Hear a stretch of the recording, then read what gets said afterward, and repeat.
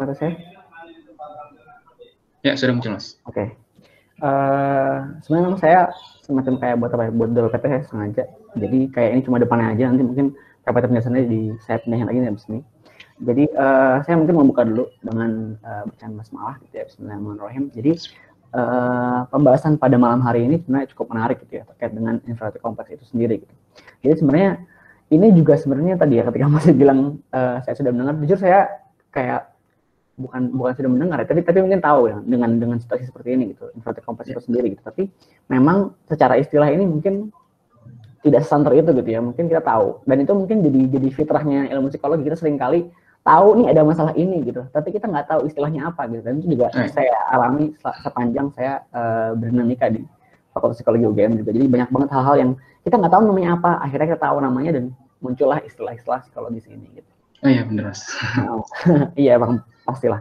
Nah, makanya kemarin ketika diundang oleh teman-teman KMT gitu ya untuk hadir di Intellectual Muslim Club ini, saya merasa tertarik banget nih karena pembahasannya apa ya, cukup dekat dengan kita gitu ya, dan memang teman KMT ini meminta saya untuk mengulik lebih jauh gitu terkait dengan infrared kompleks ini sendiri gitu. Jadi infrared kompleks ini saya makanya memberikan gambaran di sini ya terkait dengan orang ini gitu. Nah, orang itu sebenarnya sedang posisi berpikir. Nah, teman-teman mungkin kita tidak bisa nih melihat orang yang punya infrared kompleks seperti apa sih secara fisik gitu, kita tidak bisa melihatnya. Karena ini sifatnya memang pikiran gitu, dalam pikiran. Nah, ini makanya saya gambarkan seperti ini gitu, bahwa sebenarnya kita nggak tahu nih. Gambar ini kan kita kalau sebagai orang awam mungkin kita nggak tahu nih orang kenapa sih gitu. Dengan kepala paling pusing atau paling bingung gitu. Tapi ternyata mungkin dia sedang menghadapi infrared kompleks itu sendiri gitu. Jadi mungkin tanpa berlama-lama saya akan menjelaskan soal ini lebih dalam lagi gitu ya terkait dengan infrared kompleks. Itu sih paling. Oke, kita ini dulu. Oke, saya pindahkan dulu sebentar ke dalam yang satunya lagi. Sebentar. Oke. Di sini.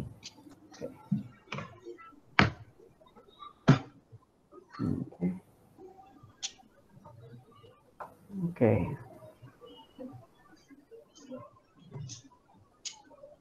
Sudah terlihat lah ya. Oh, dia harus di zoom out. Oke. Nice. Terlihat PPT-nya? Ya udah, Mas. Saya gini nggak apa, biar nggak ini. Oke. Sebelum kita masuk lebih jauh gitu, membahas soal infrared kompleks, saya mungkin akan menggambarkan sedikit soal ilmu psikologi itu sendiri gitu. Karena kita nanti minjem kacamata psikologi terkait dengan membahas soal infrared kompleks itu gitu. Saya makanya akan sedikit jelasin soal psikologi sebagai ilmu gitu. Psikologi sendiri seperti yang ditulis di situ, the study of mind and behavior gitu. Jadi kita belajar soal mind, pikiran, dan behavior. Behavior itu perilaku gitu. Nah, dua hal ini yang benar-benar jadi apa ya? Jadi nafasnya psikologi gitu. Bagaimana kita berpikir dan bagaimana kita bersikap. Karena seringkali kita bersikap dan berpikir tuh jadi dua entitas yang berbeda gitu ya. Nah, psikologi ini sendiri sebenarnya ilmu yang tadi seringkali nampaknya tidak cukup tidak cukup konkret lah mungkin buat teman-teman teknik terutama ya. Nggak cukup kata nih barangnya apa gitu. Sedangkan secara implementasi kita akan lebih terasa karena ini loh tadi seperti saya bilang di awal bahwa ilmu psikologi itu ilmu yang ketika dijalanin kita bertahu namanya gitu. Oh, namanya ini, oh namanya itu gitu. Itu ilmu psikologi. Makanya di situ di bawah juga saya tulis soal understand how people think, feel, and act gitu. Karena tiga hal ini juga proses yang berbeda gitu kita belajar di ilmu psikologi. Bagaimana kita berpikir, menyelesaikan, dan bagaimana kita memberikan aksi atau mungkin action setelah itu. Gitu. Ini dari psikologi sendiri. Saya akan menggambarkan sedikit tadi ya psikologi. Selanjutnya, nah ini jadi salah satu dasar juga ya terkait dengan ilmu psikologi. Ketika kita ngebahas soal psikologi gitu ya, termasuk dengan infrared kompleks ini gitu. Nature dan nurture adalah dua mungkin semacam yin dan yang-nya psikologi gitu. Nature itu menggambarkan bahwa kita sebagai entitas manusia gitu, kita punya alamiah, natural tuh punya bawaan. Dan nurture itu adalah lingkungan. Bagaimana lingkungan kita membentuk kita tadi ya, bagaimana kita berpikir, think, feel, and act gitu.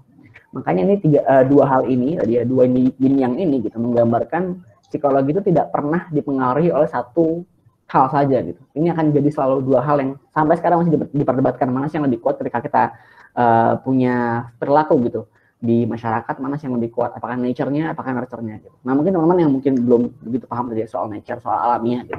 Nature itu lekat dengan ilmu genetik gitu. Kayak misalnya kita ngelihat ada teman nih, dia marah-marah mulu kerjaannya gitu. Kan ada tuh orang sering bilang kayak emang dasarnya aja tuh dia keturunannya orang-orang pemarah semua, bapak yang marah, kakek yang marah gitu. Ya kan? Kayak sering banget kan kayak gitu kan. Nah itu ketika orang menyasar atau mungkin menyorot sisi nature gitu. Sedangkan nature ini tadi seperti yang saya bilang di awal bahwa dia nggak jadi satu-satunya entitas yang mempengaruhi sikap manusia, yang mempengaruhi cara manusia berpikir gitu. Selain itu juga physical gitu. Jadi nature ini menggambarkan ketika kita punya perilaku tertentu atau mungkin secara fisik gitu ya. Ini gen tuh banyak macam ya, dalam artian sesuatu yang melekat pada kita gitu. Itu nature. Kemudian kita beralih ke nurture gitu. Nah ini mungkin sering kali kita dengar ya, ketika kita nongkrong, mungkin kita punya teman dekat gitu di awal pertemanan, kita dekat banget sama nih orang gitu. Nih orang nggak macem-macem, orangnya nggak neko-neko ibaratnya gitu. Kemudian ketika dia masuk ke dalam lingkungan yang bisa dibilang agak-agak adventurous atau mungkin nakal gitu ya. Dia akan bawa. Mungkin teman kita simpelnya kayak awalnya teman kita nggak ngerokok gitu. Terus tiba-tiba teman kita ngerokok karena dia punya circle atau mungkin pertemanan yang ngerokok. Nah ini gambaran dari bagaimana kita berperilaku sesuai dengan lingkungan, situasi gitu. Itu nurture gitu. Soal treatment, soal environment gitu. Bagaimana kita diketkan, pasti kan kita berpengaruh banget ya. Misalnya kita bangun tidur gitu, dibangunin sama orang tua, terus orang tua ini ngasih treatment kita tuh marah-marah pagi hari. Nah itu pasti ngaruh banget kan, bagaimana kita berperilaku seharian misalnya gitu. Nah itu ngaruh juga treatment tadi. Environment tadi saya ngomongin soal lingkungan, circle. Nanti saya mungkin jelasin lebih luas lagi gitu, gimana ilmu psikologi ini benar-benar ngebentuk kita dari sisi-sisi yang mungkin kita nggak bayangin gitu. Ketika saya ngomongin soal nature dan nurture, gitu. Ini dua hal yang perlu diingat di awal, bahwa tadi perilaku psikologis tidak pernah lepas dari dua hal ini, nature dan nurture, dan tidak ada yang lebih kuat. Masih diperdebatkan soal mana yang lebih kuat, tapi keduanya sangat-sangat mempengaruhi behavior atau mungkin perilaku kita. Tuh, ini masuk nih. Nah ini mungkin teman-teman melihat nih ada apa nih gitu. Ini The Bronfenbrenner Ecological Theory. Tadi saya sempat nyinggung soal nurture gitu ya. Nurture tadi, ketika saya bilang soal nurture gitu, nurture itu termasuk dengan lingkungan kita. Nah ini saya gambarkan. Ini kita sebagai individual sangat dipengaruhi oleh seks kita, cowok-cewek, age kita, umur kita, health, kesehatan gitu, dan lain-lain.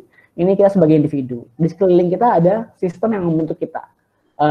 Keluarga gitu ya, health service tuh semacam kayak mungkin BPJS mungkin ya.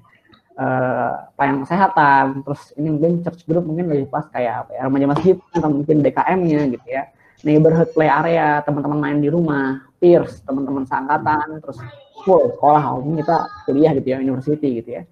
Ada masa sistem ini dari sistem yang menjembatani antara exo dan mikro gitu tadi ya. Nah di exo ini dia ada neighbor, tetangga, temannya keluarga, misalnya bapak kita punya teman, ibu kita punya teman gitu. Nah ini exo system. Media massa, mass media, bagaimana mereka juga bisa mengatur kita berpikir, social welfare service gitu ya, kesejahteraan, dan legal service, sistem hukum yang sangat mengaruh gitu. Ini ternyata tanpa kita sadari semua ini tuh mengaruhi gitu. Bahkan di makrosistem lebih besar lagi, ideologi, budaya gitu, itu masuk ke makrosistem gitu. Jadi itu makanya kita bisa banget membedakan orang-orang mungkin yang di Indonesia sama yang Malaysia gitu ya, Indonesia sama Australia gitu, karena bagaimanapun juga mereka kan disusun dengan elemen-elemen yang berbeda gitu ketika kita mengacu pada Bronfenbrenner ini gitu. Makanya saya gambarkan di awal karena ini jadi gambaran bahwa ya udah kenapa Indonesia terbentuk seperti itu, bahwa ada banyak faktornya, dan ini faktor-faktornya salah satunya dari gambarannya Bronfenbrenner ini gitu. Ini Bronfenbrenner adalah seorang psikolog dari Rusia masalahnya. Ecological theory, bahwa kita nggak pernah berdiri sendiri dan kita nggak pernah bisa benar-benar secara bebas dan mandiri memilih bagaimana kita bersikap. Seperti itu. Oke, lanjut. Nah, ini sebelum saya lanjut nih ya, saya mau minta ini dulu dong, respon teman-teman dong soal inferiority gitu. Ada nggak yang bisa mungkin menjawab apa sih inferiority itu gitu? Bisa menjawab, boleh? Lanjut teman-teman, bisa ngadinya, bisa kebayang nggak kalau dengar kata inferiority gitu? Atau mungkin teman-teman mungkin tidak bisa dengan bahasa Inggris, inferior itu adalah kelemahan, inferior, lemah, lawan dari superior. Ada yang mungkin mau bantu di kolom chat? Memberikan interpretasi bebas, nggak apa nih, interpretasi liar gitu, kait dengan gambar inferiority ini. Ada nggak? Oke, teman-teman ada. Insecure, oke, bagus. Insecure dari Mas Faid, oke. Perasaan kekurangan, oke. Ada lagi? Ini nggak ada salah bener ya? Boleh ditanggapi aja dulu. Perasaan kurang. Ada lagi nih teman-teman yang benar-benar kepikiran apa terlintas ketika kita dengar kalimat ini gitu.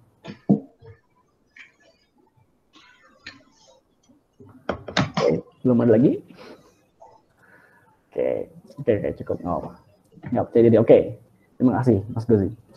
Iya, jadi inferiority ini sebenarnya sering kali kita lekatkan dengan kata-kata seperti insecure tadi ya, benar.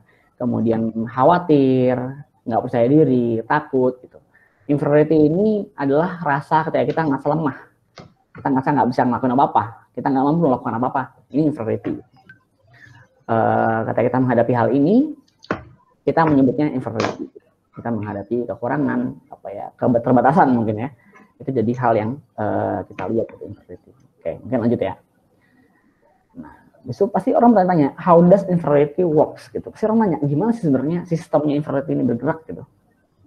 Jadi inferiority ini, ketika saya mau melangkah ke inferiority kompleks, inferiority ini sebenarnya kalau kata orang yang memang membuat, tokoh yang membuat konsep ini gitu ya, namanya Alfred Adler gitu. Dia bilang bahwa setiap manusia itu punya inferiority gitu. Kita lahir dengan inferiority. Bisa dibayangkan ya, kita lahir dengan inferiority. Kemudian sebentar. Kita lahir dengan inferiority, bahwa nggak ada manusia yang tidak pernah merasa inferior sebelumnya gitu. Nih, saya coba kutip ya. We are all born with the sense of inferiority gitu. Misalnya, kalau misalnya teman-teman mungkin nggak kebayang, yang terlihat gitu ya terhadap dengan inferiority ini gitu. Kita pernah dong, pasti tak kecil, ngerasa bahwa kita nggak mampu, kita terbatas. Kayak misalnya kita masih umur SD, mau bawa motor nggak diizinin gitu, karena kita nggak cukup siap. Kita mau bawa mobil nggak diizinin gitu. Atau mungkin kita mau nonton film-film horor nggak dikasih misalnya gitu. Nah, ini adalah inferiority itu sendiri gitu. Ketika kita merasa kita tidak mampu melakukan sesuatu, atau mungkin sistem yang memaksa kita untuk melihat bahwa kita itu tidak mampu melakukan sesuatu gitu. Inilah inferiority, dan cara mereka bekerja adalah cukup normal sebenarnya ya. Inferiority ini adalah tadi saya sebutkan lagi bahwa itu dimiliki oleh semua orang, bahkan setiap orang lahir itu punya inferiority itu sendiri gitu. Inferiority ini muncul ketika kita mengalami tadi hambatan, keterbatasan gitu. Apakah itu buruk? Jelas tidak. Kenapa? Karena ketika kita punya inferiority, kita punya keterbatasan gitu ya. Ketabrak nih misalnya, let's say. Kita selalu punya dua opsi ketika kita punya inferiority itu gitu. Opsi pertama adalah overcome atau mastering the bad things gitu. Kayak misalnya nih, gampangnya deh saya kasih gambaran yang lebih mudah gitu ya. Anak SD gitu, nggak bisa pecahan perkalian. Mungkin kita dulu ngerasain ya, agak sulit. Udah nggak pecahan perkalian lagi gitu kan. Pecahan perkalian. Dia kesulitan. Ada step back di sana, mundur dia nggak bisa. Dia harus menghadapi tembok besar itu gitu.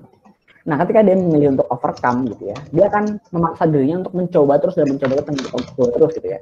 Atau mungkin dia akan les, atau mungkin dia tolong kakaknya dan lain sebagainya gitu. Itu adalah overcome. Di sisi lain, dia punya opsi compensation gitu. Compensation itu apa? Punya kompensasi terhadap diri sendiri gitu. Kompensasi itu yang dimaksud di sini adalah kita menerima bahwa kita nggak bisa melakukan hal itu, dan kita akan bergerak mengerjakan hal lain. Gitu. Itu compensation tadi yang saya bilang. Nah, ketika kita menghadapi masalah gitu, jadi ada masalah yang kita hadapi, kan? Ada masalah di depan. Kita merasa inferior karena merasa kayak kita nggak mungkin menjadi ini gitu. Terus di situ ada pilihan, overcome ataukah compensation. Jadi sebenarnya inferiority adalah hal yang cukup normal gitu ya. Lalu kenapa kita bahas di malam hari ini yang tadi sempat dipaparkan oleh Mas Fikri tadi ya, terkait dengan inferiority kompleks tadi ya. Lalu apa sih yang kemudian disebut inferiority kompleks gitu ya? Saya lanjutkan dulu. Oke. Jadi ini inferiority kompleks. Oke. Inferiority complex itu secara definisi a psychological sense of inferiority that wholly or partly unconscious. Jadi teman-teman ketika menghadapi inferiority tanpa disadari, baik itu sebagian maupun secara keseluruhan, kalian nggak sadar nih bahwa kalian akan merasa kayak ih gue inferior tapi apa ya nggak nyadar. Jadi kayak ya udah itu hal yang normal. Kita normalkan perasaan inferior itu dan tidak melakukan apapun. Gitu. Nah inilah jadi inferiority complex gitu. Jadi simptomnya atau gejalanya ya repetitively focus on upsetting thoughts. Kita terlalu fokus mungkin secara berulang memfokuskan diri pada pikiran-pikiran yang negatif atau mungkin yang menyedihkan gitu ya. Ini simptomnya tadi ya. Kalau kita ngomong soal gejala tadi yang ditanya sama Mas Fikri gitu. Ketika kita ngerasa kita selalu atau mungkin berulang kali memikirkan hal-hal yang menyedihkan gitu ya. Dan fokus terhadap hal itu gitu. Jadi bukan kalau mungkin kayak ingat flashback sekali 2 kali mungkin nggak dalam hitungan gitu. Cuma ketika kita fokus untuk mengulang hal-hal sedih dan pikiran-pikiran sedih gitu. Nah itu salah satu gejala dari inferiority complex itu sendiri gitu. Atau mungkin nih yang kedua, shutting down out of shame, guilt, and embarrassment gitu. Nah ini tuh kita kayak menarik diri, mengalahkan diri sendiri gitu. Kayak ya udahlah, lebih ke arah kayak menggagalkan diri sendiri. Jadi kita kayak ya udah kita gagal. Gitu. Dengan rasa penuh malu, kemudian rasa bersalah gitu ya. Nah ini jadi salah satu simptom tadi gejala inferiority complex gitu. Kemudian withdrawing from others. Ketika kita ngerasa kayak udah kan kita udah negatif, kita ya berarti kita cupu lah, apa sih kita kentang gitu. Kita nggak dari sosial. Nah ini juga salah satu hal yang meyakinkan bahwa oh ya udah nih salah satu gejala-gejala inferiority complex gitu. Yang terakhir, demeaning others to transfer isolation and failure. Demeaning others tuh mengecilkan orang lain untuk mentransfer rasa isolasi dan kegagalan. Jadi ketika kita merasa gagal atau terisolasi, kita justru malah mengecilkan orang yang mungkin tidak sekuat kita atau mungkin posisinya kebetulan di bawah kita gitu ya. Kita tekan mereka untuk ngerasain perasaan yang nggak enak itu gitu. Kayak mentransfer perasaan nggak enak itu gitu. Itu simptomnya gitu. Nah, ketika kita melakukan 4 hal ini gitu ya. Ini mungkin salah 4 dari banyaknya ciri-ciri atau mungkin gejala dari orang-orang inferiority complex. Nah, kita mungkin sudah mulai bisa berpikir nih, mungkin sama-sama mungkin mulai tanyakan pada diri sendiri gitu. Apakah kita salah satunya? Apakah kita merasakan hal ini gitu? Begitu. Sebentar. Kemudian oke. Terus cause. Ini juga jadi pembahasan yang cukup unik gitu ya. Kenapa sih penyebabnya gitu? Kenapa orang bisa sampai mengalami inferiority complex gitu ya? Nah, cause-nya itu ada 3 poin di situ saya tuliskan. Genetic, family of origin, sama society gitu. Genetik ini salah satu pembahasannya mungkin lebih ke arah ke biopsikologi gitu ya. Dia pembahasannya soal reseptor oksitoksin. Kan mungkin teman-teman yang fokusnya di biologi atau mungkin ke arah sana gitu ya. Dia akan ada kan ada hormon nih, hormon oksitoksin. Nah, dia kan perlu reseptor tuh untuk mengaktifkan hormon itu gitu. Nah, reseptor ini memiliki kelainan ketika secara genetik. Nah, makanya orang bisa mengalami inferiority complex. Kenapa sih oksitosin?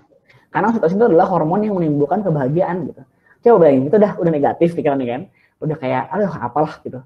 Pengennya negatif terus pikirannya gitu. Nah, didukung sama salah satunya adalah genetik misalnya. Kita punya kelainan di reseptor oksitosin, udah susah aja tuh, pasti susah banget buat balik lagi ke fase normal gitu ya. Itu yang pertama, genetics. Yang kedua, kita punya family of origin. Gitu. Kenapa family of origin? Family of origin ini mungkin lebih ke arah caregiver. Caregiver tuh orang-orang yang mengasuh kita di masa-masa awal kita hidup gitu ya, di masa-masa kanak-kanak mungkin ya. Nah, ini jadi peran penting, mungkin teman-teman juga tahu ya, peran penting orang tua terhadap anak. Ketika mereka bisa menyampaikan hal yang memotivasi, yang mendukung, yang mendorong, itu akan sangat membantu. Nah, sebaliknya, ketika orang tua ini kemudian sering sekali mengecilkan anak, memojokkan anak gitu ya, misalnya kayak ya, kamu nih bodoh, kamu nih apa gitu. Jadi diposisikan dipojokkan gitu ya anak-anak ini gitu. Kamu tuh nggak pernah bisa ngelakuin hal dengan benar gitu. Kamu tuh bisa apa sih sebenarnya? Nah, ketika orang tua atau mungkin caregiver tadi ya, orang-orang yang mengasuh kita di awal seperti itu, ini tadi ya nggak sesuai orang tua. Let's say misalnya kita punya asisten rumah tangga juga ternyata yang mengasuh kita melakukan hal itu juga akan berdampak terhadap kita. Nah ini makanya jadi salah satu penyebab atau mungkin kausa dari permasalahan ini gitu, inferiority complex. Yang terakhir, society. di society kita seringkali melihat ada standar-standar yang nggak relevan, tapi nggak realistik gitu ya. Kayak misalnya advertisement, sosial media gitu ya, selebriti gitu, dan orang-orang yang mungkin kita anggap sebagai orang-orang yang punya pengaruh dalam hidup kita gitu, yang bisa mengubah cara kita berpersepsi. Gitu ya. Nah, nanti dari situ kita akan mengalami keraguan terhadap diri sendiri. Ketika kita ngerasa kayak, ih, aku tuh nggak cukup baik loh sama sosial, aku tuh nggak cukup ini, nggak cukup itu, akhirnya muncullah inferiority kompleks ini. Gitu. Seperti itu. Oke. Oh nih, sebelum saya masuk ke pembahasan secara real life dan historically gitu ya, saya mestinya menggambarin inferiority kompleks ini. Mungkin nanti ada yang mungkin bertanya-tanya gitu ya. Ini punya apa ya? Punya posisi yang secara kolektif. Kalau tadi saya bahas tadi ya, jadi sebenarnya inferiority kompleks tadi dia masuknya cukup rapat ke psikologi sosial gitu, walaupun memang dia ada sisi-sisi psikologi klinisnya gitu. Jadi inferiority kompleks ini memang lebih sering secara kolektif, dan nanti mungkin saya akan sedikit apa ya, saya mungkin kasih bocoran aja bahwa inferiority kompleks ini juga dekat dengan anxiety atau kecemasan dan depresi seperti itu. Oke, kita lanjut ke pembahasan selanjutnya gitu ya, soal historically gitu ya. Kita ngomongin soal, tadi kita ngomongin soal Indonesia ya. Kenapa sih Indonesia begitu? Nah, ini saya akan ngomong soal sejarah di sini. Mungkin agak sedikit saya elaborasi gitu ya. Jadi ketika kita ngomongin soal sejarah gitu ya, nggak ada, tadi saya bilang ya, nggak ada sikap manusia atau mungkin perilaku manusia yang muncul tiba-tiba gitu. Pasti mereka punya asal muasal, pasti mereka punya apa ya, origin tadi ya, punya asal, kapan dia muncul, kapan dia terbentuk gitu ya. Nah, ketika kita bahas soal inferiority complex, ini juga nggak lepas dari mungkin social engineering gitu ya, rekayasa sosial atau mungkin konstruksi sosial gitu. Nah, ketika kita ngomongin soal sejarah tadi, mundur kita ke belakang gitu ya. Kenapa akhirnya orang Indonesia tadi yang sempat disebut sama Mas Fikri tadi, kenapa sih kita senang banget gitu menggambarkan foto sama bule gitu. Kita foto bareng bule gitu. Masa jauh-jauh lah. Kayak sering banget nih. Bahkan aku dulu di SMA gitu ya. Tugasku salah satunya adalah wawancarain bule terus foto sama bule gitu. Dan mungkin kita secara nggak langsung membentuk apa paradigma itu gitu, paradigma bahwa ya udah nih orang ke Indonesia pinter gitu, bule, padahal mereka kan cuma liburan ya, kita bahkan nggak tahu mereka tuh lulus apa gitu, lulus sekolahnya gimana, nggak tahu kan, cuma tahu aja nih bule gitu, dia superior terlihatnya gitu. Dan ternyata ada banyak mungkin apa ya tugas-tugas sekolah yang justru malah membentuk kita semakin kuat terkait dengan inferiority complex itu sendiri gitu. Jadi kita memposisikan orang-orang bule, orang-orang apa ya Eropa terutama ya, posisinya lebih kayak apa ya, lebih superior dibanding kita gitu. Nah itu ternyata itu juga nggak cuma salah satu faktornya gitu. Ketika saya nampilin foto ini gitu, mungkin teman-teman tahu, ada yang mungkin tahu, ini juga mungkin contekan ya, bumi manusia. Gitu. Nah ini gambaran bahwa dulu, ketika kita sebagai bangsa Indonesia gitu ya, dijajah oleh Belanda gitu ya, kita benar-benar dikastakan oleh Belanda. Gitu. Nah ini juga tadi, ini nggak yang tiba-tiba hilang dalam sejarah bahwa ya udah kita pernah dijajah terus kita udah merdeka sekarang, enggak. Bahwa kita punya pola pikir, karena nyaris semua bangsa yang pernah dikolonisasi itu punya pola pikir terkait dengan posisi dia dalam sosial gitu. Nah itu juga tadi nggak lepas dari social engineering di masa lalu. Ketika kita melihat foto ini misalnya, pribumi dan anjing juga orang masuk. Ini kita, kalau nggak salah depan teater ya, kalau aku nggak salah tahu ya. Nah ini menggambarkan bahwa kita sebagai orang pribumi di masa itu gitu ya, orang pribumi disamakan dengan anjing gitu. Kita nggak boleh masuk karena dianggap mengotori gitu, mengganggu gitu ya. Jadi ternyata ketika kita memposisikan orang-orang bule itu dengan paradigma mereka lebih hebat, mereka lebih kuat, mereka lebih pinter gitu ya. Itu nggak lepas dari catatan sejarah di belakang gitu, bahwa sebenarnya Indonesia sebagai negara yang dijajah oleh Belanda gitu ya, kita secara alam bawah sadar, unconsciousness tadi yang saya bilang di awal ya, bahwa ketika inferiority complex ini muncul, dia erat kaitannya dengan unconsciousness gitu, ketidaksadaran. Jadi kalau kita sadar bahwa ya udah kita nggak sadar, tapi sadar nih, nah itu berarti bukan inferiority complex. Tapi kalau misalnya kita secara nggak sadar tadi ya, misalnya memposisikan seorang bule, kita foto, kita belajar bareng, ngobrol gini. Padahal kan tadi yang saya bilang, emang kita tahu posisi dia apa gitu, emang kita tahu dia ngapain di negara asalnya. Apakah jangan-jangan dia cuma kayak udah backpackeran aja gitu, dia nggak punya rumah, bahkan dia pindah dari mobil ke mobil atau dari tempat ke tempat backpackeran gitu. Terus dia misalnya magang side job, terus dapat uang, kumpul lagi, pindah lagi ke negara Asia gitu kan. Gitu kan bisa kan sebenarnya. Nah, ini saya menggambarkan bahwa ternyata tadi ketika kita terjebak dalam paradigma tadi gitu ya, inferiority kompleks ini lekat tadi kaitannya dengan ketidaksadaran. Nah, ketika kita nggak sadar, kita memposisikan orang atau mungkin sesuatu kaum lebih tinggi dibanding kita, maka masalah kita dalam inferiority kompleks itu gitu. Dan tadi saya nggak bisa salahkan diri kita sendiri, walaupun kita sudah terdidik gitu ya, let's say kita sudah masuk ke dalam dunia akademisi gitu ya, kita sangat tahu betul lah bahwa orang itu diukur dengan apa namanya hal-hal yang bisa diukur seperti misalnya tulisan gitu ya, kontribusi dan lain sebagainya gitu. Dan nggak semata-mata hanya karena rasnya atau hanya karena kaumnya, bangsanya gitu ya. Tapi tetap di bawah sadar, di alam sadar kita punya pemahaman bahwa ya udah orang beliau itu lebih hebat. Somehow gimana caranya, nggak tahu gimana asal muasalnya, begitu aja pokoknya yang kita dapat selama ini.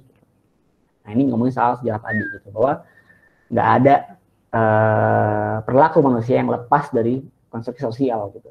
Makanya di masa sekarang, kalau misalnya kita bisa ngomongin soal masa sekarang gitu ya, bentar. Oke.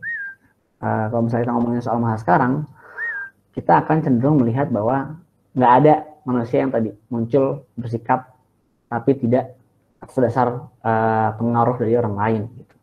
Ya, misalnya sekarang gadgetan, kita mungkin sekarang sudah mulai berkurang komunikasi secara langsungnya gitu. Itu kan juga socially engineer gitu. Kita dibentuk di setting untuk tidak banyak ngobrol dan lebih fokus di HP. Ini juga jadi gambaran juga terkait dengan pengaruh sosial terhadap psikologi gitu. Jadi inferiority kompleks itu dampaknya meluas banget bahkan hingga sekarang gitu ya.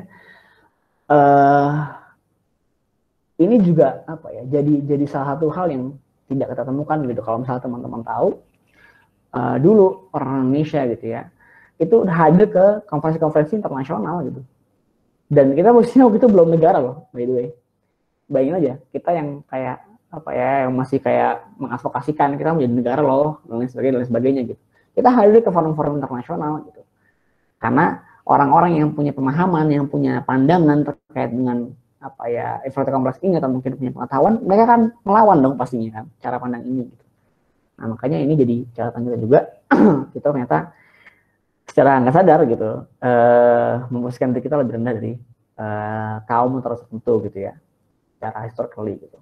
Nah, jadi kalau misalnya kita ngomongin soal sehari-hari, mungkin ini terjadi di beberapa tempat juga ya teman-teman ya. Ketika kita ngerasa lebih lemah dari orang lain hanya karena hal-hal yang tidak bisa diukur gitu ya. Kayak misalnya orang-orang yang mungkin, orang-orang yang mungkin di luar Pulau Jawa gitu ya, ketika mereka bersaing dengan orang Jawa, mereka ngerasa kayak, ya udahlah kita mau kayak apa juga nggak bisa nih ngalahin mereka gitu. Itu salah satu apa ya, kompleksitas berpikir yang tidak tepat juga gitu. Karena sebenarnya ya saya ngomong soal sistem pendidikan misalnya. Memang sistem pendidikan teman-teman di luar Jawa mungkin belum mumpuni atau mungkin belum memenuhi standar gitu ya. Tapi kan nggak berarti teman-teman di luar Jawa tidak pintar gitu.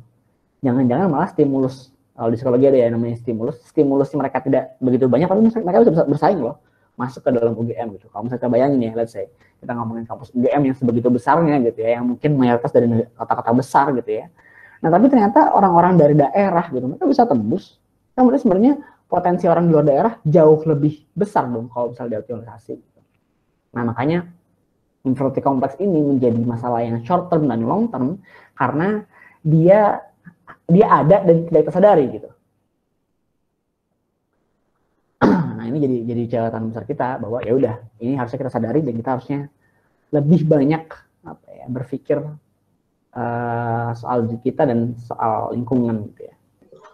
Seperti itu.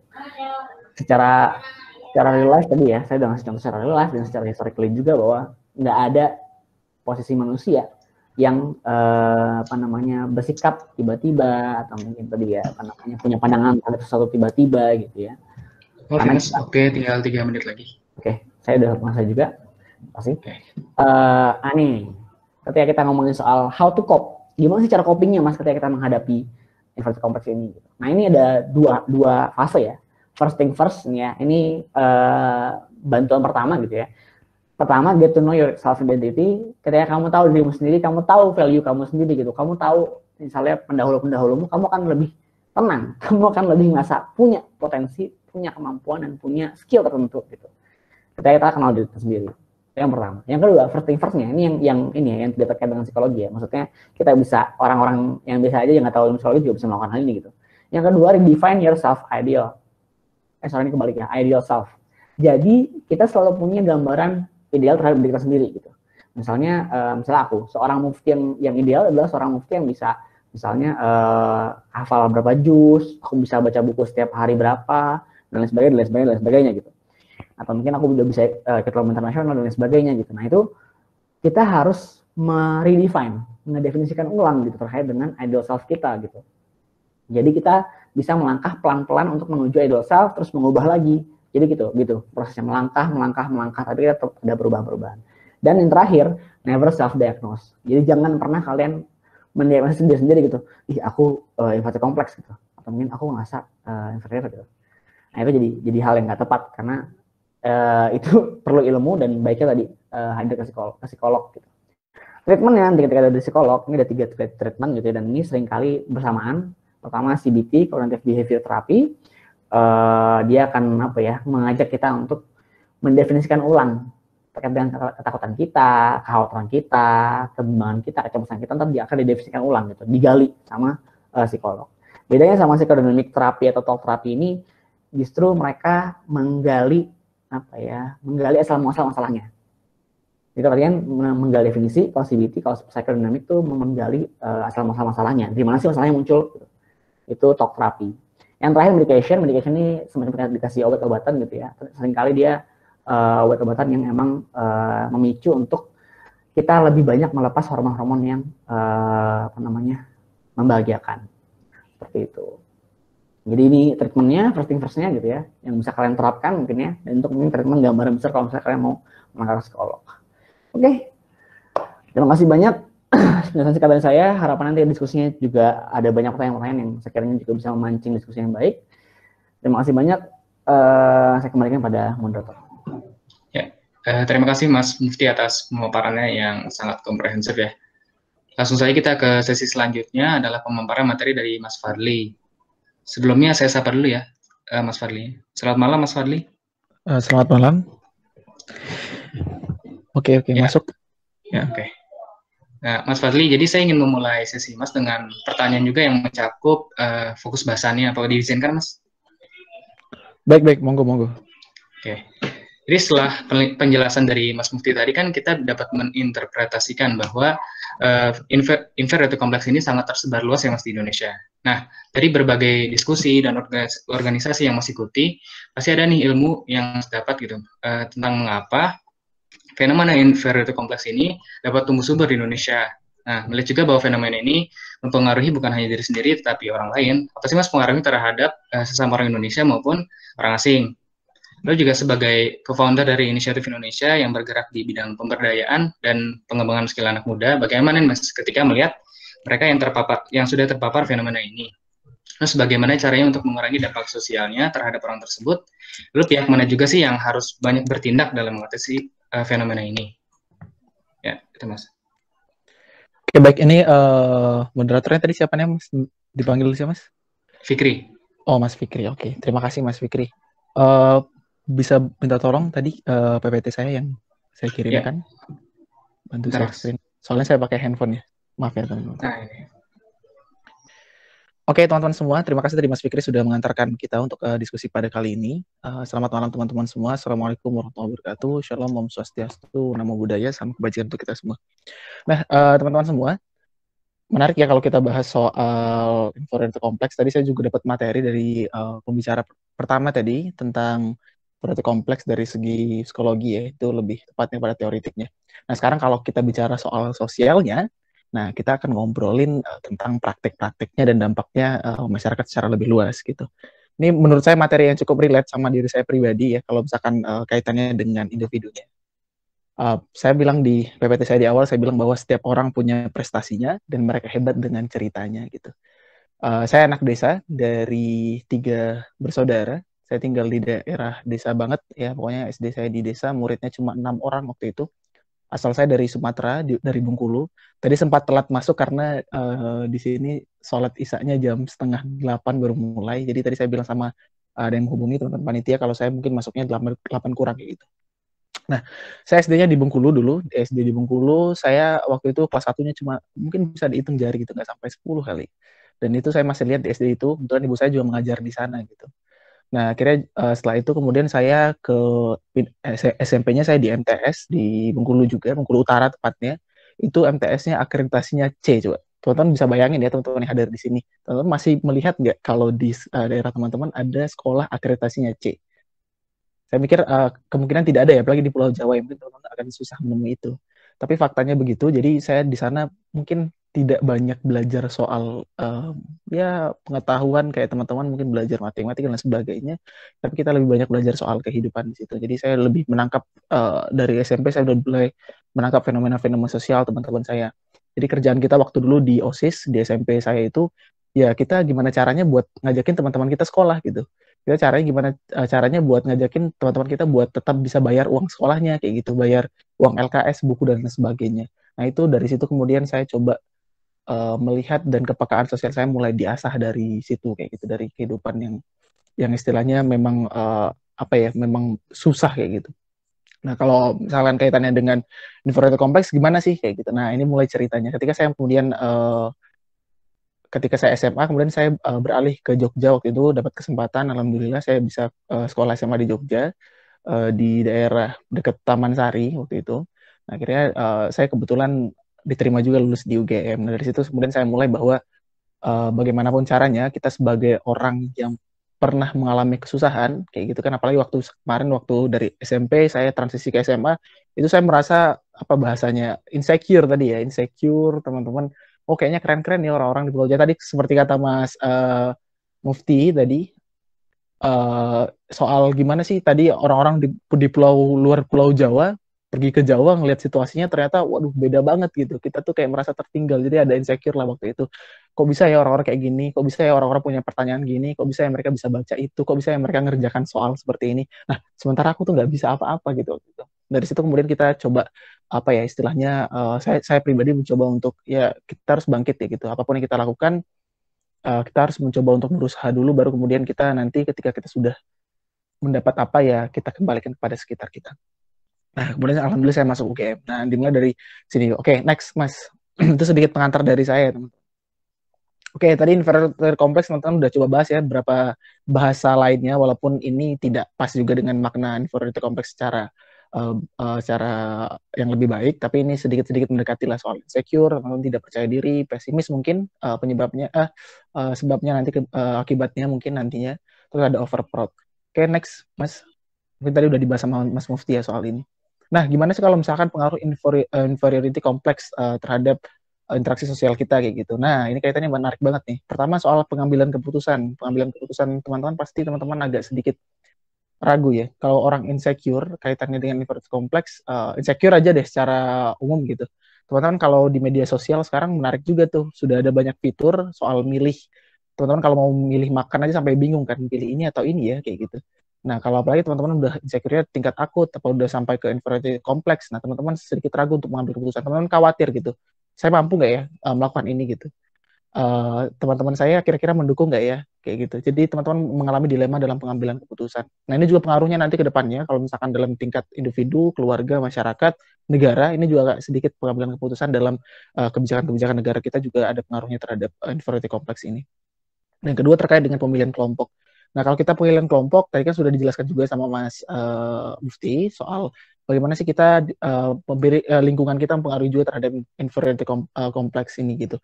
Nah dari kelompok ini kemudian kita bisa melihat ya, oh aku kayaknya nggak cocok deh, nggak bakal keterima di sana gitu. Soalnya aku misalkan teman-teman pengen bergaul dengan orang-orang yang pinter gitu kan, teman-teman pengen bergabung dengan orang-orang yang pinter, sementara teman-teman ini masih ranking bawah gitu, kayak gitu ibaratnya gitu. Jadi kayak merasa, wah kayaknya nggak bisa deh, mereka nggak bakal terima soal itu. Nah akhirnya kita memilih kelompok yang di itu aja gitu, kelompok kita yang memang ya kira-kira menerima kita dan mungkin isinya ya seperti kita juga, kira kita tidak berkembang di situ akhirnya. Nah, itu juga ada salah satu dampak ke depannya, nanti akan dicoba dielaborasi lagi. Nah selanjutnya interaksi sosial kita. Nah ini juga sebenarnya mencakup semuanya sih sebenarnya. Interaksi sosial ini ya kita terhambat secara interaksi sosial kita ke masyarakat, kita pengen ngapa-ngapain ya bingung mau ngapain gitu, apakah kita diterima masyarakat atau kita kadang ngerasa wah kayaknya nggak bakal di orang-orang kayaknya lebih hebat dari aku kayak gitu, nggak mungkin aku bisa gabung ke mereka gitu. Next. Nah, kira-kira masalah apa yang akan muncul ya? Nah, kan saya dapat jatah nih untuk bagian sosial. Kalau bagian sosial menarik bagian praktik ya. Nah, next aja, Mas. Nah, ada beberapa masalah. Yang pertama, terkait dengan kesenjangan yang begitu besar. Ini terkait dengan stratifikasi sosial. Tadi kan Mas Mufti sudah bilang, kalau misalnya ada inferior, pasti ada superior juga. Jadi kalau ada orang yang merasa rendah hati, ada juga orang yang rendah hati. Orang yang merasa rendah diri, ibarat insecure, ada juga orang yang merasa superior di atasnya. Nah, kalau misalkan pada teman-teman kita yang inferior kompleks dan mereka membentuk sebuah kelompok di sana, kalau mereka tidak bisa merubah kelompok itu dan mereka merasa di zona nyaman mereka dan mereka mikir kita nggak mungkin bisa menaikkan strata kita, maka kemudian superior ini sangat berbahaya gitu, karena mereka bisa pertama melakukan ketidakadilan gitu. Kita bisa melihat bahwa sekarang kan hukum teman-teman bisa lihat tajam ke bawah, tumpul ke atas gitu kan. Kalau kita orang-orang yang kelas bawah kena ini bisa dihukum langsung berapa tahun. Kalau orang-orang koruptor aja dihukumnya sedikit. Nah, dari ini kan kemudian muncul juga kecemburuan sosial. Nah, akhirnya nanti dampaknya lebih kepada mungkin konflik dan sebagainya. Terus yang kedua terkait dengan abuse of power. Karena kemudian kalau kita misalkan inferiority complex ini tidak melawan, orang-orang yang inferiority complex ini tetap pada kondisi mereka dan mereka tidak mencoba untuk mengelaborasi dan keluar dari zona mereka. Nah, kemudian kemungkinan orang-orang superior kita, orang-orang di atas kita, orang-orang stratifikasi sosialnya di atas teman-teman inferiority complex ini, maka kemudian itu bahaya juga. Mereka bisa abuse of power, teman-teman bisa lihat ya, isinya nanti misalkan kalau di politik itu isinya orang-orang mereka semua gitu ya, megang jabatan dari keluarga mereka gitu. Mereka seenaknya ngambil kebijakan dan keputusan dan sebagainya kayak gitu. Nah, terakhir itu adalah soal penindasan. Jadi kesewenangan mereka tuh ya mereka langsung lakukan juga kepada orang-orang kelas bawah gitu. Jadi mereka bisa langsung, misalkan kita lihat beberapa ketidakadilan, kalau misalkan kami di sosial kami melihat banyak sekali ketidakadilan ketika lihat petani dan lain sebagainya, di Kendeng, kasus-kasus dan sebagainya. Kalau kita bicara dunia aktivisme juga ya, itu banyak sekali hal-hal yang kemudian menyebabkan penindasan kepada orang-orang yang kemudian ya sebenarnya mereka pemilik sah dari lahan-lahan tersebut, tapi nyatanya diklaim dan lain sebagainya ya. Itu karena memang ada orang-orang yang superiority tadi kayak gitu. Next.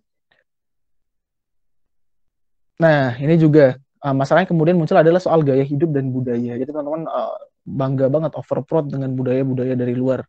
Ada juga gaya hidupnya mulai dari luar. Teman-teman kemudian melihat keren nih kayaknya, coba ini kayak gitu. Padahal sebenarnya kita punya nilai norma sendiri ya, kemudian itu sebenarnya sejauh ini aman-aman aja, tapi ternyata kemudian digempur dengan budaya-budaya dari luar seolah-olah budaya-budaya itu baik, padahal sebenarnya kan banyak penentangan dari masyarakat kayak gitu. Nah, itu mungkin teman-teman bisa lihat sendiri lah, dari mulai gaya hidup, dari mulai budaya dan sebagainya. Orang-orang merasa bahwa gaul, maksudnya dengan penggunaan bahasa-bahasa yang gaul, yang frontal gitu tuh keren gitu. Padahal sebenarnya itu tergantung kondisi dan tempatnya juga. Padahal dulu kita budayanya sangat sopan dan sebagainya.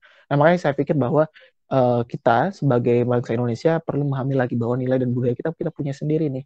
Kalau kita kemudian tidak bisa mencengkram nilai dan budaya kita secara baik, maka kemudian kita bisa digeser nih sama gaya hidup dan budaya yang lain. Apalagi kemarin dikampanyekan ya, maksud saya beberapa pejabat kita mengkampanyekan wah K-pop tuh bagus kayak gitu-gitu, tapi sementara budaya kita tidak diangkat. Mereka cuma mengkampanyekan aja, tapi budaya kita mereka tidak tindak lanjuti dengan baik untuk diangkat kayak gitu. Nah, itu sedikit masalah juga dalam kompleksitas kita. Nah, ini saya coba bongkar lebih jauh terkait dengan bagaimana kita lebih overproud terhadap asing kayak gitu. Asing ini bebas ya, bukan yang kayak sekarang ya, teman-teman. Kalau asing sekarang identik dengan Cina gitu, Tiongkok, Amerika gitu, enggak. Asing ini bebas, maksudnya orang-orang di luar negeri, di luar dari Indonesia. Karena kita lebih over ke sana. Orang bakal ngambil budaya kita, orang lihat budaya kita bagus, padahal kita ngelihat bagusan budaya kamu gitu kan. Akhirnya ya ini salah satu bentuk inferiority complex yang tingkatnya sudah sampai dalam kebijakan publik kayak gitu. Nah, next. Nah, ini menarik soal local wisdom versus modernisasi. Jadi kalau teman-teman tuh, saya sering banget diskusi sama teman-teman mahasiswa, biasanya kayak gini, bangga gitu, misalkan, wah ini kita kalau misalkan penggunaan teknologi pengelolaan hutan, pertanian, ya kita harusnya pakai pupuk kimia, biar efek pang pakai traktor dan sebagainya kayak gitu. Nah, padahal sebenarnya masyarakat kita itu punya pengelolaan sendiri. Contoh, misalkan kita sering menganggap masyarakat Papua itu mereka tertinggal secara pertanian, padahal no, mereka bisa mengelola dengan baik pertanian mereka. Makanya saya nggak pernah bilang bahwa ketika ada masyarakat tertinggal atau masyarakat yang kurang terjamah oleh yang lainnya kayak gitu, teman-teman kita yang berada di daerah-daerah terpencil, saya nggak pernah bilang mereka masyarakat kuno atau mereka orang-orang kuno kayak gitu. Tapi kita bilang bahwa mereka, kalau di sosial kita bilang bahwa mereka itu adalah masyarakat adat. Mereka punya cara sendiri untuk mengelola hutan mereka. Mereka selama ini mengelola hutan mereka dengan baik. Nah, bagaimana kemudian seharusnya teknologi modernisasi itu menyesuaikan dengan cara pengelolaan yang sudah baik itu.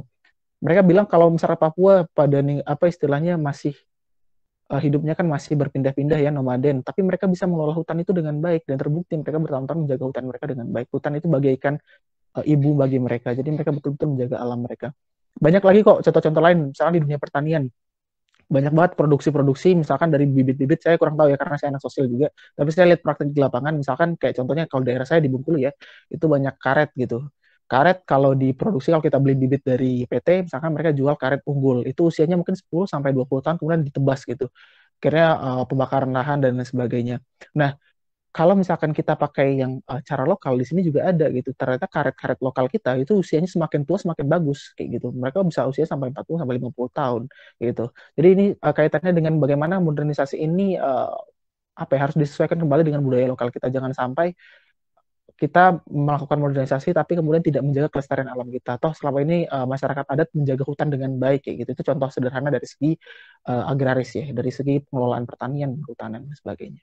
Nah, makanya saya bilang bahwa teman-teman harapannya kalau dari sini teman-teman udah nggak bisa lagi tuh nyebut teman-teman kita yang kurang terpapar oleh misalnya teknologi dan sebagainya itu dengan masyarakat kuno. Enggak, mereka adalah masyarakat adat. Mereka punya cara sendiri untuk bagaimana mengelola diri mereka dan juga bagaimana mengelola alam di sekitar mereka. Itu sangat menarik sih menurut saya. Next. Nah, ini juga kaitannya kalau kita inferiority kompleks, kita kemudian overproud pada negara lain dalam kompleksitas kita, dalam kebijakan publik, maka kemudian mempengaruhi juga terkait dengan kebijakan dan arah pembangunan Indonesia. Kalau misalnya teman-teman lihat kebijakan arah pembangunan kita sejauh ini, misal selama pandemi, coba lihat deh, malah yang dibuka adalah soal investasi ekonomi dan sebagainya, tapi kesehatan kita tidak gitu. Orang-orang pengennya, contoh itu saya screenshot, misalkan jumlah tenaga kerja asing Indonesia mencapai 98.902. Ketika kita rinci, itu tenaga kerja apa aja, mereka nggak bisa jawab. Alasan dari pemerintah adalah itu adalah tenaga kerja profesional yang memang tidak bisa disediakan oleh Indonesia. Tapi ketika lihat fakta di lapangan, mungkin laporan-laporan dari orang-orang di perbatasan gitu, mereka menerima bahwa ada banyak tenaga asing yang masuk, ya tenaga-tenaga yang sifatnya ya semacam buruh gitu. Padahal sebenarnya orang Indonesia juga ada kayak gitu, bahkan mungkin orang Indonesia lebih baik. Nah, harapannya di situ bahwa harusnya pemerintah dalam kebijakan ini ya kita berdayakan dulu orang-orang yang ada di Indonesia gitu, baru kemudian kita bisa memberdayakan orang di luar. Kalau memang tidak sama sekali kita bisa membutuhkan. Nah, akhirnya kalau misalkan kayak kita kayak gini, akhirnya orang-orang aslinya Indonesia itu akhirnya pergi ke luar negeri kan, mencari kerja ke luar negeri karena jaminannya lebih gede daripada di dalam negeri kayak gitu. Nah, kalau mereka mau balik dalam negeri ya mereka hitungannya semacam taruhan hidup, mereka ya pengabdian aja gitu, mereka nggak bakal bisa hidup dengan baik, tapi ya sifatnya ya mereka mengabdi kepada negara gitu. Nah, padahal sebenarnya pengabdian itu ya sebenarnya harus difasilitasi juga oleh negara. Nah, terus juga terkait dengan program penggunaan produk dalam negeri. Nah, ini terkait juga dengan distribusi kita. Jadi beberapa tadi kan terkait itu sama dengan gaya hidup dan budaya tadi. Gimana sih kita lebih overproud terhadap budaya dengan kita konsumsi barang-barang dari luar gitu. Padahal sebenarnya kita ada barang-barang yang sifatnya lebih bagus di Indonesia, tapi kita lebih enggan buat beli Indonesia karena kita ngerasa luar negeri brandednya ada brandnya kayak gitu, ada namanya kayak gitu. Padahal sebenarnya mereka juga mengimpor dari Indonesia barangnya kayak gitu kan untuk mentahannya. Nah, harapannya kemudian bagaimana kemudian pemerintah bisa membuat sebuah kebijakan yang baik distribusi terkait dengan pemerataan dulu dalam negeri, kemudian kita barulah kita bisa kolaborasi ke luar negeri soal barang-barang itu kayak gitu. Nah, itu terus terkait dengan gender. Jadi ini terkait juga inferiority kompleks dalam hal begini. Kalau misalkan gender ini kan kita masih melihat kebijakan arus gender kita sangat masih kurang ya teman-teman. Teman-teman bisa lihat peran orang-orang perempuan di dalam politik misalnya berapa persen kayak gitu, atau peran perempuan yang misalkan menjadi kepala keluarga dan sebagainya gitu. Lah rata-rata kan kita masih hidup di tengah patriarkisnya sistem Indonesia kayak gitu. Nah, harapannya adalah dengan kita menyadari bahwa inferiority kompleks dan kita mau melawan soal itu, kita bersama-sama kemudian saling mendorong untuk keluar dari zona itu. Nah, harapannya kita bahwa kita bisa kemudian mewujudkan kesetaraan gender dalam setiap pengambilan keputusan kita. Jadi keputusan kita itu juga berbasis gender, itu yang bisa kita harapkan.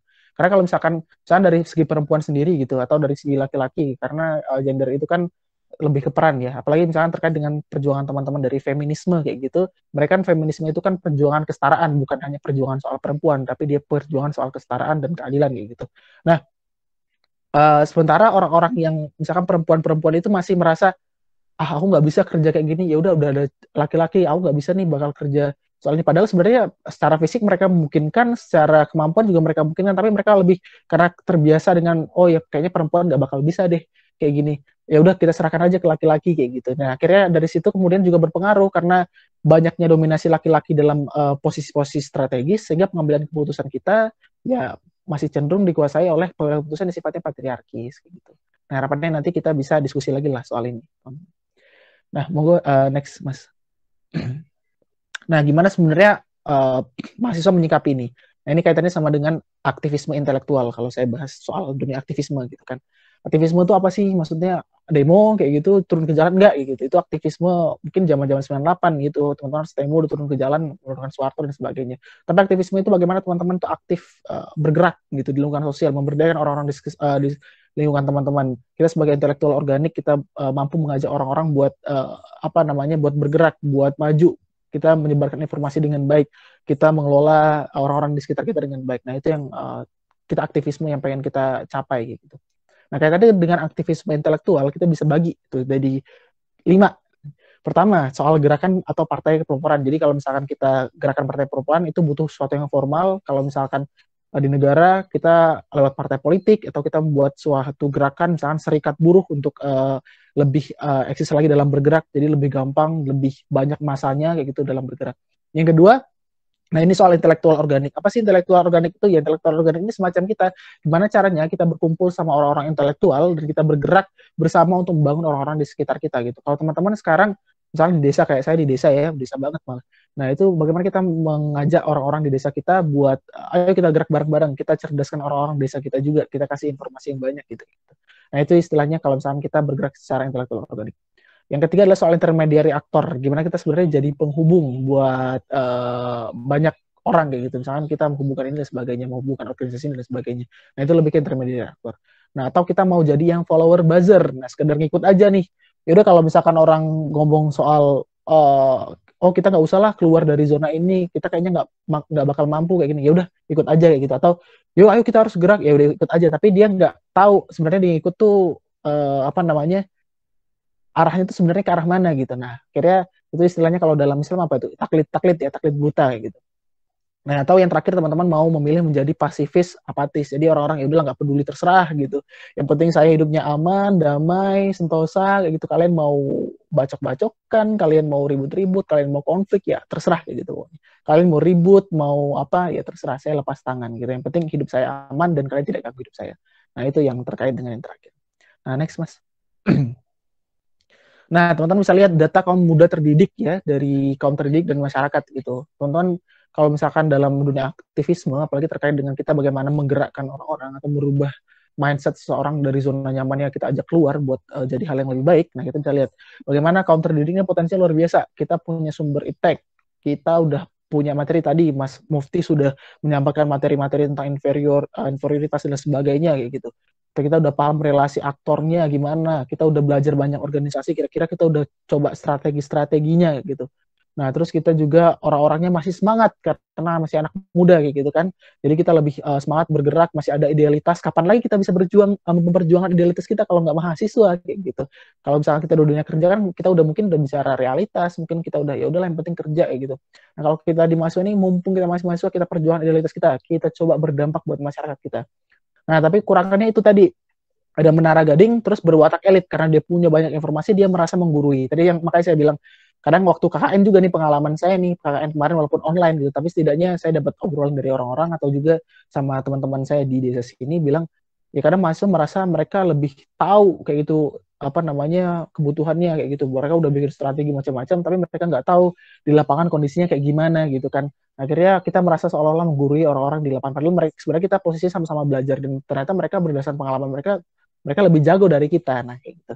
Itu kekurangannya mahasiswa. Nah, tentang masyarakat, kita punya lihat potensi mereka. Potensi mereka ada banyak basis massa. Mereka lebih guyup, solid kayak gitu. Apalagi terutama di masyarakat pedesaan ya. Dan mereka lebih solid dan mereka gotong royong. Terus mereka punya sumber dayanya. Nah, kekurangannya apa? Mereka kurang kesenjangan kayak tadi, terus mereka punya wawasan terbatas, terus ya itu karena mereka punya wawasan terbatas ya misalkan kalau misalkan mereka mengalami inferiority complex, mereka merasa tidak bisa keluar dari zona nyaman mereka, mereka merasa rendah diri dan sebagainya, ya mereka di situ-situ aja, mereka nggak punya wawasan gimana sih cara keluar dari sini, gimana sih cara kita buat bangun orang-orang jadi lebih baik. Nah, mereka nggak punya. Nah, harapannya kita bisa menjadi di hubungan intermediary aktor dari kedua belah pihak ini. Next, Mas. Oke, nah bagaimana kemudian pendekatan gerakan sosial kita dalam membangun masyarakat di sekitar kita? Nah, pertama kita political opportunity. Jadi political opportunity ini tidak kayak gini, misalkan tidak hanya teman-teman secara politis ya, teman-teman milih pilkada dan lain sebagainya, enggak kayak gitu. Political itu lebih pada, politik itu kan sejatinya bahwa bagaimana cara kita untuk mencapai tujuan yang lebih baik gitu. Nah, political ini apa istilahnya, perubahan-perubahan, bagaimana kita merubah sesuatu yang buruk menjadi sesuatu yang lebih baik kayak gitu. Nah, contohnya di sini ada reformasi 1998, kita merubah dari kondisi otoriter, kemudian kita coba ke arah yang lebih reformasi dan lebih demokratis.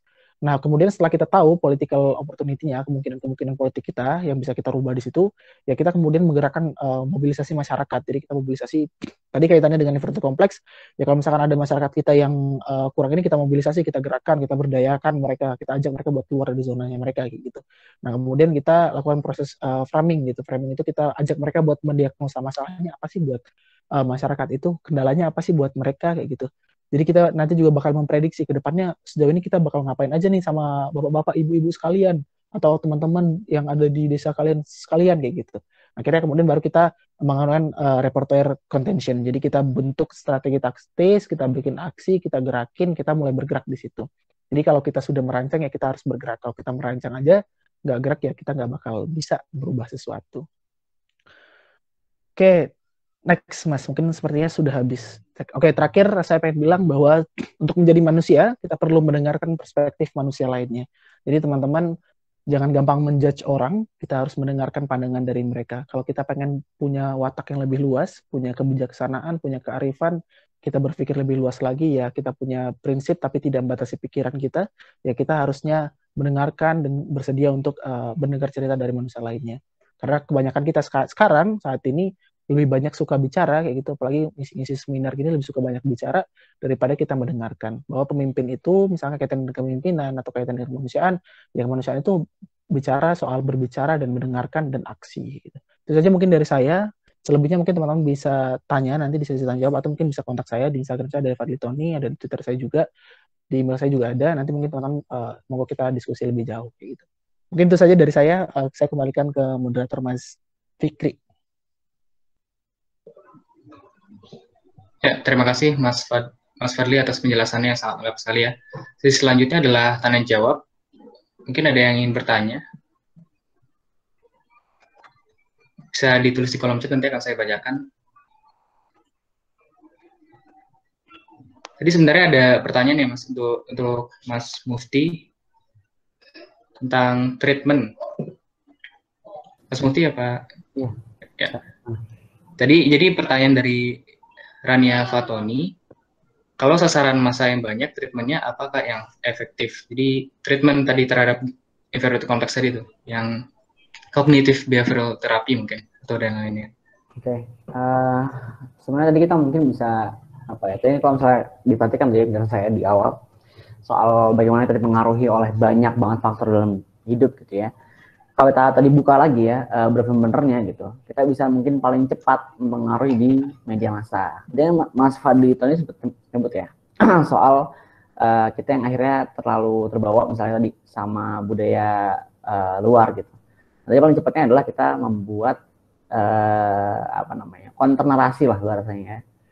Karena treatment tadi untuk kita mengetahui diri sendiri. Tapi tadi sih sebenarnya treatment yang dibutuhkan emang biasanya nggak bisa kalau misalnya secara luas. Jadi paling mentok kita meminimalisir exposure kemungkinan untuk mengalami inferiority complex. Tadi yang saya sebutkan di media massa. Tapi kalau misalnya secara treatment umumnya nggak bisa yang kayak langsung gede gitu. Dia sifatnya emang pendekatan individu. Seperti itu. Terima kasih. Ya, terima kasih Mas Mufti atas jawabannya. Ini ada pertanyaan lagi dari Anita Suka. Mungkin tidak insecurity, malah membuat lebih maju karena ingin mencontoh orang lain. Karena kalau insecure, biasanya membandingkan diri dengan orang lain. Terima kasih. Nah, gimana ya? Saya Ini coba maksudnya gimana? Iya, saya juga nggak gitu nangkep. Atau mau nyalain mic mungkin Mbak Tita ya? Boleh Mbak? Biar kita lebih paham. Saya nggak gitu paham soalnya. Minta pertanyaannya.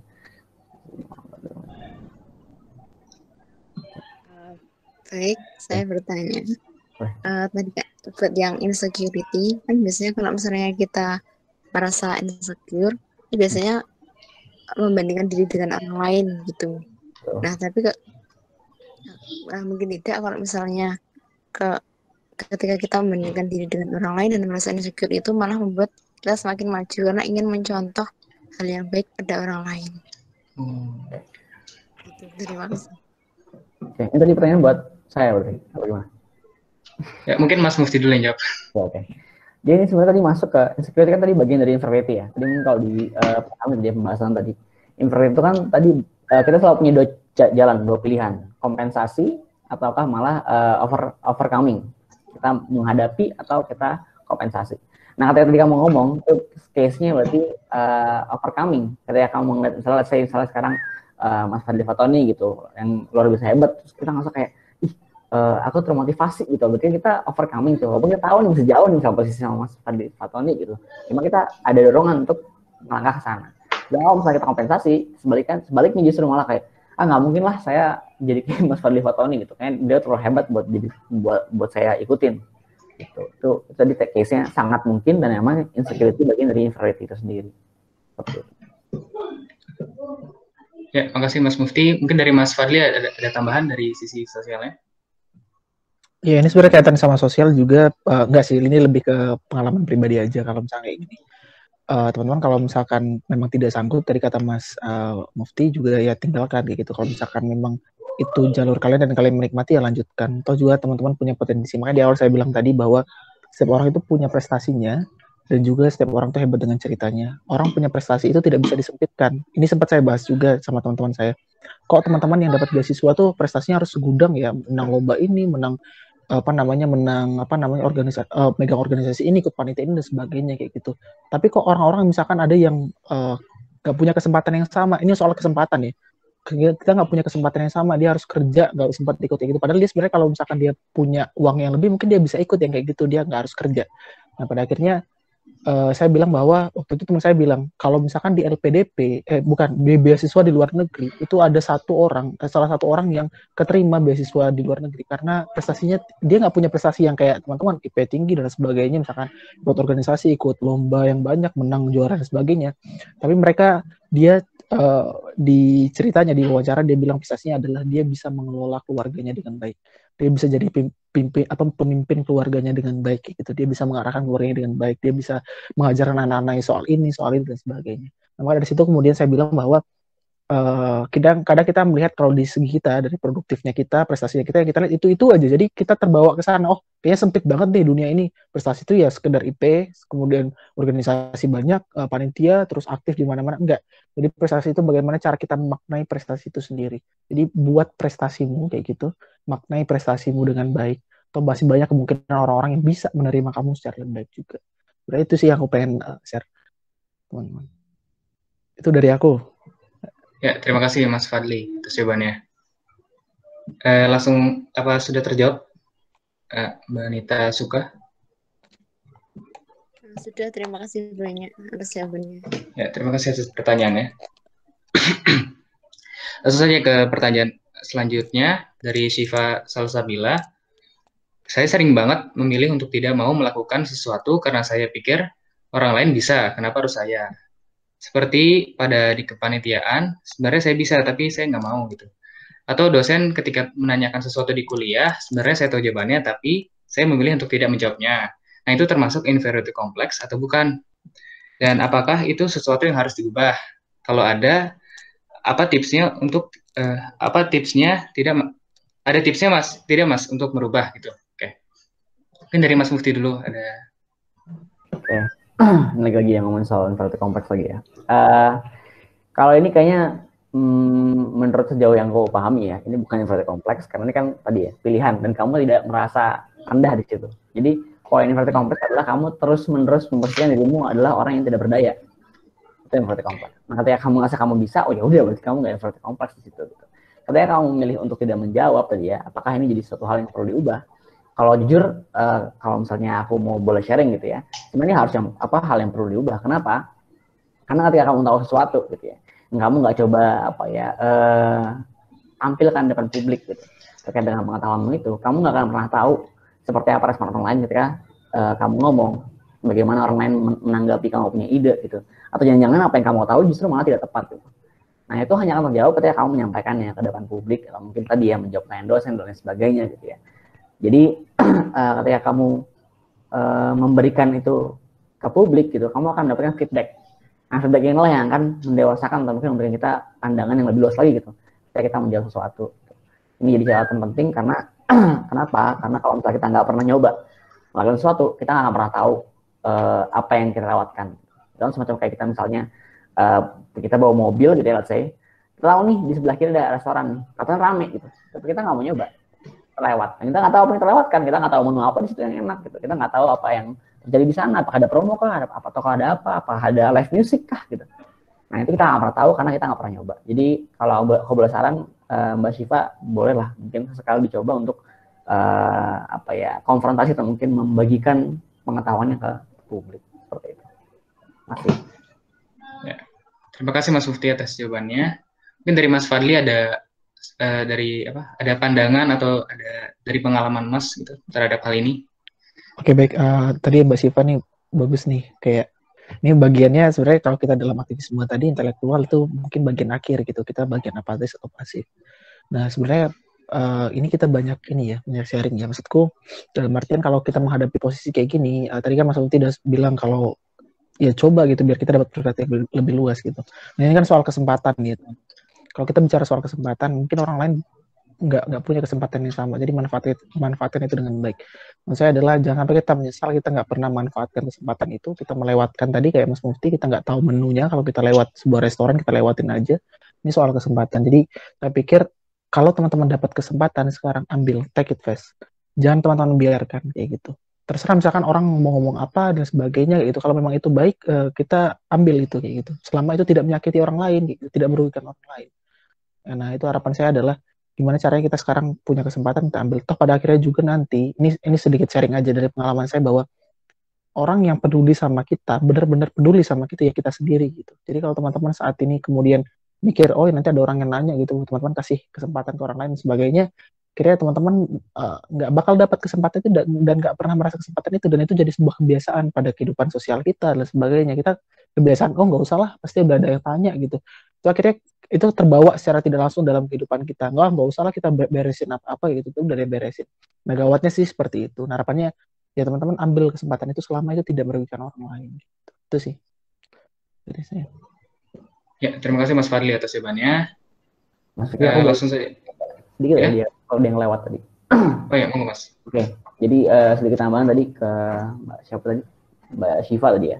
Mbak Syifa tadi mungkin bisa baca salah satu fenomena psikologi juga ya, namanya bystander effect. Gitu. Bystander effect ini satu hal yang kita sering banget lihat gitu ya. Kalau misalnya kita let's say lagi di perjalanan ada kecelakaan, kita lewat gitu aja, berharap orang ada yang bantuin.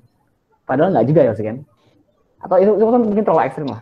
Kita misalnya ngeliat ada sampah di jalan, kita nganggap kayak yaudah udah bersihin gitu. Nah ini jadi salah satu hal yang akan muncul gitu di sosial ketika ada banyak pemahaman atau mungkin pikiran-pikiran seperti itu gitu. Jadi akhirnya nggak ada yang ngurusin dah, negara nggak ada yang mengurusin, kebersihan nggak ada yang mengurusin dan lain sebagainya. Jadi saya juga masih membahas Mas Tony bahwa ya udah ini jadi hal yang harusnya kita rawat ya, memanfaatkan kesempatan dan melihat peluang sebagai satu hal yang bisa kita isi seperti itu. Terima kasih. Ya, terima kasih Mas Mufti atas jawabannya. Apa sudah terjawab, Mbak Syifa?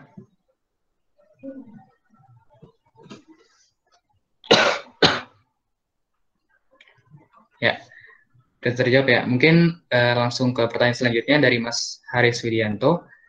Izin bertanya, bagaimana cara agar kita tidak menghadapi masalah inferioritas, tetapi mungkin ternyata malah dari diri kita sendiri yang menjadi potensi inferioritas bagi orang lain. Apakah perlu dipertimbangkan juga gitu kalau kita menjadi potensi inferioritas orang lain?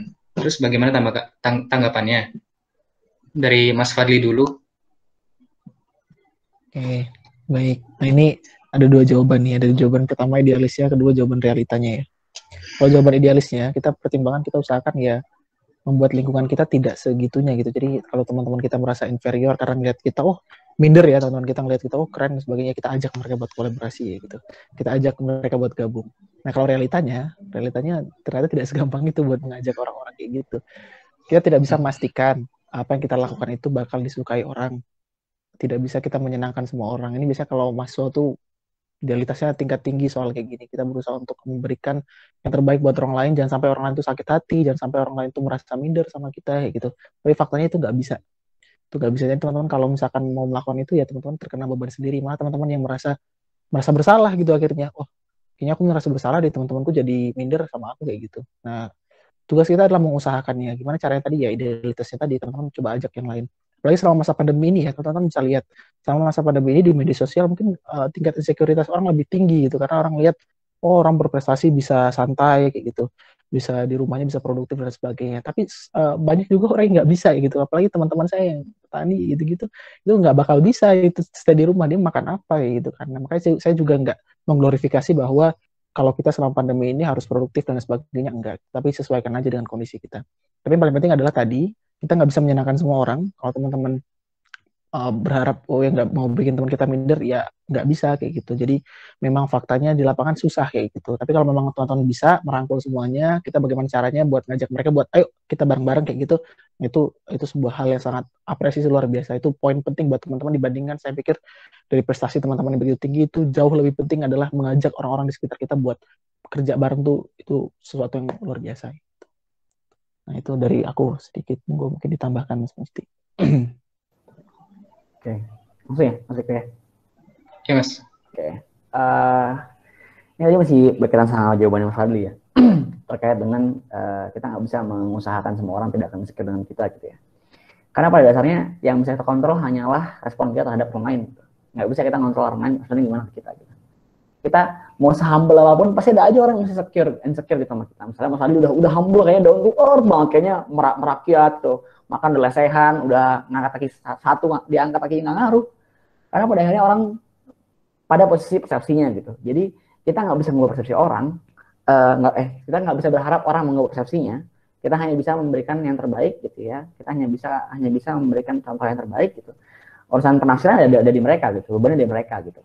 Nah, kalau misalnya let's say ini itu adalah teman kita gitu, kita berikan pemahaman gitu bahwa ya udah kita sama sekali nggak ada niat buat intimidating gitu, kita nggak ada posisi untuk menekan atau mungkin menantang mereka untuk ya udah ayo gue prestasi, lo gimana gitu, kamu gimana nggak bisa prestasi dan lain sebagainya gitu. Jadi sebenarnya tadi fokuslah pada bagaimana kita merespon orang lain gitu ya, fokuslah bagaimana kita mempersepsikan orang lain gitu, nggak usah terlalu fokus sama apa yang orang lain persepsikan terhadap kita gitu, karena nggak akan habisnya. Saya sepakat sama Tony tadi ya, Mas Fadli Fatoni, terkait dengan kita nggak bisa mengontrol hal di luar jangkauan kita. Itu bukan hal yang mungkin, dan untuk lebih efektif ya, dan lebih baik juga daripada Mas Haris tadi ya, capek-capek gitu memperbaiki diri agar tidak menggesek siapapun, ya nggak bisa gitu. Karena hakikatnya kita bergesekan untuk belajar dan untuk mengembangkan diri gitu di sini. Itu sih paling saya. Terima kasih. Ya, terima kasih Mas Mufti atas jawabannya. Apa sudah terjawab Mas Haris?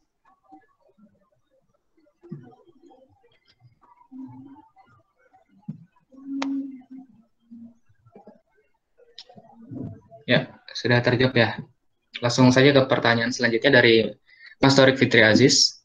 Izin bertanya soal watak elit mahasiswa. Saya terlalu sering berada di Jogja, sehingga jarang bertemu dengan warga sekitar di kampung halaman. Akibatnya, saya menjadi minder untuk mencoba bermanfaat kepada warga sekitar dan cenderung eksklusif di kampung halaman. Nah, bagaimana pendapat Mas Fadli dan Mufti tentang masalah ini? Bagaimana cara mengatasinya? Mungkin dari Mas Fadli dulu ada pandangan.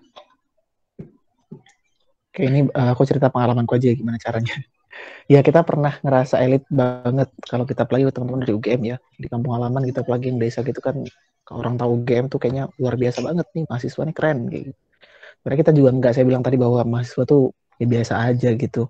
Sama masyarakat juga, mungkin masyarakat juga lebih tahu dari kita gitu kan. Ya mereka lebih banyak pengalamannya, apalagi di lokal. Dulu yang saya lakukan adalah kebetulan ya waktu saya di Bengkulu Utara angkatan 2017, cuma saya sendiri yang kebetulan bisa kuliah di UGM kayak gitu dari satu kabupaten. Terus akhirnya saya ngajak gimana caranya, ya udah bergerak gitu. Saya usahakan saya dapat kontaknya anak-anak SMA waktu itu. Saya usahakan dapat kontak anak-anak SMA.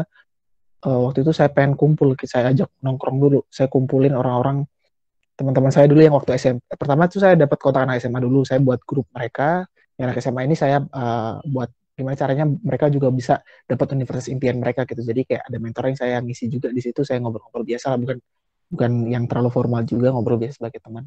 Nah kedua, saya sama teman-teman saya, nah kebetulan kan saya udah cerita tadi, saya di SMP saya itu akreditasnya C loh, itu bisa dihitung orang yang bisa kuliah. Bayangin aja waktu saya SMP itu, kita kelas 1 SMP, teman saya udah ada nikah tuh, kita kelas 3 SMP, kita ujian nasional, teman saya udah gendong anak gitu kan. Nah ibaratnya, waktu saya SMP itu kan teman-teman saya sekarang udah pada nggak kuliah tuh, dan mereka masih nongkrong mungkin di pasar di lain sebagainya di tempat saya kayak gitu kan. Nah itu saya coba kumpulkan lagi itu, saya rajut lagi ya, pokoknya itu masalah inisiatif kita mau atau enggak ya. Makanya saya bilang tadi ini termasuk inferioritas kita juga ya, maksudnya kita merasa mungkin kan kita merasa oh rendah, janganlah, malu lah kayak gitu kita ngumpulin ini lagi, udah lama nggak kontekan. Tapi sebenarnya mereka seneng banget kalau kita misalkan ajak sesuatu, apalagi orang-orang yang dalam artian mereka sebenarnya butuh kegiatan gitu, tapi kita merasa oh kita nggak pede, kita nggak mungkin gitu. Kita merasa kayak nanti kita pikir sendiri, enggak gitu. Kalau teman-teman mengkoordinasikan, teman-teman ngobrol ya, mereka akan bakal bantu kita gitu. Mereka mungkin bakal dapat ide-ide tidak terduga dari orang-orang itu, dan itu sangat menyenangkan saya pikir. Jadi kalau saya dulu tuh saya kumpulin teman-teman dari mana gitu, di pasar gitu, tentang TSS saya kumpulkan buat ngobrol. Yaudah kita bahas apa ya, kita bikin apa ya teman-teman ya gitu. Ya sederhanakanlah bahasa teman-teman. Jadi poinnya selama mahasiswa ini banyakin ngobrol lah sama teman mahasiswa gitu. Kalau teman-teman punya kosan, ya banyakin ngobrol ke teman kosannya, ke bapak kosnya. Dan maksudnya kalau bahasa Jawa kan serawung ya, itu paling penting. Jadi teman-teman punya banyak perspektif gimana caranya kita ngobrol sama masyarakat, membuka obrolan. Nah poinnya di situ. Jadi kita nggak ngerasa oh kita malu nih kayak ke desa gitu-gitu kita jadi eksklusif, enggak gitu. Nah, itu sih saran dari aku. Kalau misalkan teman-teman nggak bisa kayak gitu, it's okay, nggak apa-apa gitu, nggak apa-apa. Teman-teman lakukan dengan caranya teman-teman semua, pelan-pelan. Mungkin teman-teman mungkin butuh teman di situ, tunggu aja, mungkin 1-2 orang teman-teman ajak. Misalkan nanti dia udah masuk UGM, teman-teman butuh teman mendampingi, baru teman-teman bisa bergerak gitu. Itu it's okay, nggak masalah kayak gitu. Jadi sarannya sih kayak gitu, cara mulai kita membangun relasi sama masyarakat. Kayak gitu sih. Ya, terima kasih Mas Fadli atas jawabannya. Mungkin dari Mas Mufti udah ada yang ingin diomongin tentang ini. Oke, coba masuk ya. Ini sebenarnya sama aku juga sharing aja gitu ya. Jadi aku juga sempat di relawan psikologi Gajah Mada gitu ya. Nah emang dari awal kita emang diprinsipkan bahwa kita bahkan sampai dilarang buat pakai rompi relawan gitu. Karena itu kan semacam kayak mengglorifikasi gitu ya. Kita relawan, kita hadir untuk menyelamatkan Anda gitu. Padahal ya nggak juga gitu. Sama. Menurutku bahkan di Indonesia, unik Indonesia adalah kekuatan kita adalah justru malah ketika kita bergotong royong gitu. Itu kenapa? Kalau misalnya kalian lihat ya, kemampuan kita di Indonesia gitu ya, yang paling kemarin misalnya krisis banget kan, enggak, kita di zona merah banyak banget gitu. Apa yang pemerintah lakukan? Nggak ada, pemerintah nggak pernah bilang kayak, ya kita callingin ambulan, swab semua, enggak. Tapi mereka bilang apa? Jaga tetangga. Terutama di Jawa mungkin ya, jaga tetangga. Karena udah itu kekuatan kita paling kuat adalah di RT RW itu gitu. Gimana kita bisa saling ngobrol, bisa saling masa dekat gitu, dan nggak saling gesekan ya di RT RW itu gitu. Itu paling. Jadi kita harus melihat bahwa ketika kita kolaborasi sama masyarakat, itu bukan kita sebagai pemimpinnya gitu, itu cuma mewadahi aja gitu. Yang nyantar mungkin dari masyarakat gitu, mungkin dari ada tokoh-tokoh ada di sana gitu. Kita cuma kayak mewadahi, ini loh, gini loh, apa namanya, ada wadahnya loh, kita bantulah gitu. Misalnya kayak kita siapin berkas-berkasnya, misalnya kita mau buat ke proyek besar yang perlu dasar hukum, kita buatin berkas-berkasnya gitu. Jadi sifat kita harusnya justru malah lebih memfasilitasi dibanding kita menggurui, memimpin. Itu kayaknya kesekian lah. Kalau misalnya pun iya, oke, itu kesekian gitu. Lagi nomor pertama. Itu yang pertama. Yang kedua, tipsnya adalah jangan pernah berhenti buat haus ilmu. Dan tunjukkan hal itu. Karena menurutku seringkali kita sebagai mahasiswa gitu, kita pengen belajar ilmu, cuma kita nggak menunjukkan sikap-sikap itu. Kenapa? Kayak saya datang, kayak misalnya kita bilang, Pak, kok misalnya ini kok berbeda sih Pak gitu. Kenapa ini nggak pakai yang lebih efektif? Kenapa ini nggak diefisiensikan Pak gitu? Itu kan pertanyaan-pertanyaan yang dalam tanda kutip cenderung menyerang gitu ya. Sedangkan kita butuh pertanyaan-pertanyaan, Pak, ini udah lama ya Pak. Jadi kita diajak ngobrol lebih ke arah cari tahu, kita memahami gitu. Kita dalam posisi yang belajar, bertanya. Karena orang tua mungkin ya, itu lebih sering terbuka pada anak-anak muda yang nanya gitu. Maksudnya nanya dalam artian ingin tahu, ingin belajar, dan dia menunjukkan sikap itu ke orang tua gitu. Mereka dengan terbuka memberikan ilmu mereka, dan justru malah mungkin lebih terbuka dengan masukan-masukan gitu. Karena ketika kita sudah membuka diri dengan baik, membukanya juga dengan sesuai dengan culture gitu ya, dengan budaya, itu akan jauh lebih memudahkan kita gitu. Di situ orang tua akan respect sama kita pun merasa kayak oh ya udah, kita senang, kita bisa connect gitu sama orang tua. Karena emang itu menurutku jadi tantangan di masa kini sih. Di siapapun pasti akan berusaha effort besar lah. Apalagi kalau misalnya orang tua atau keluarganya bukan dari tokoh-tokoh masyarakat, dia akan effortnya akan jauh lebih besar gitu. Itu sih. Terima kasih banyak. Ya, terima kasih Mas Mufti atas jawabannya. Mungkin ada yang ingin bertanya lagi?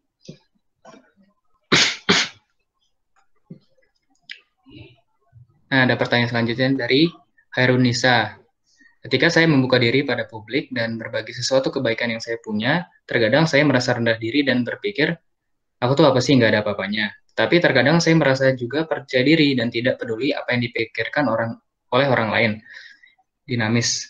Pertanyaannya untuk Kak Mufti dan Kak Fadli, bagaimana merawat fokus kita dalam melakukan sesuatu agar tidak berhenti karena merasa tidak pantas untuk melakukan hal itu. Terima kasih. Mungkin dari Mas Fadli dulu aja, ada jawaban? Aku tuh, oke, baik.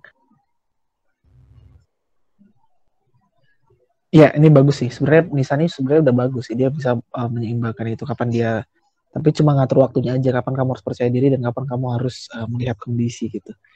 Ini yang saya maksud bahwa kita pintar-pintar dalam melihat kondisi kalau mahasiswa tadi. Makanya saya bilang tadi kan di bagian gerakan sosial kita lihat pintar-pintar ngebaca strateginya, gimana caranya kita buat strategi.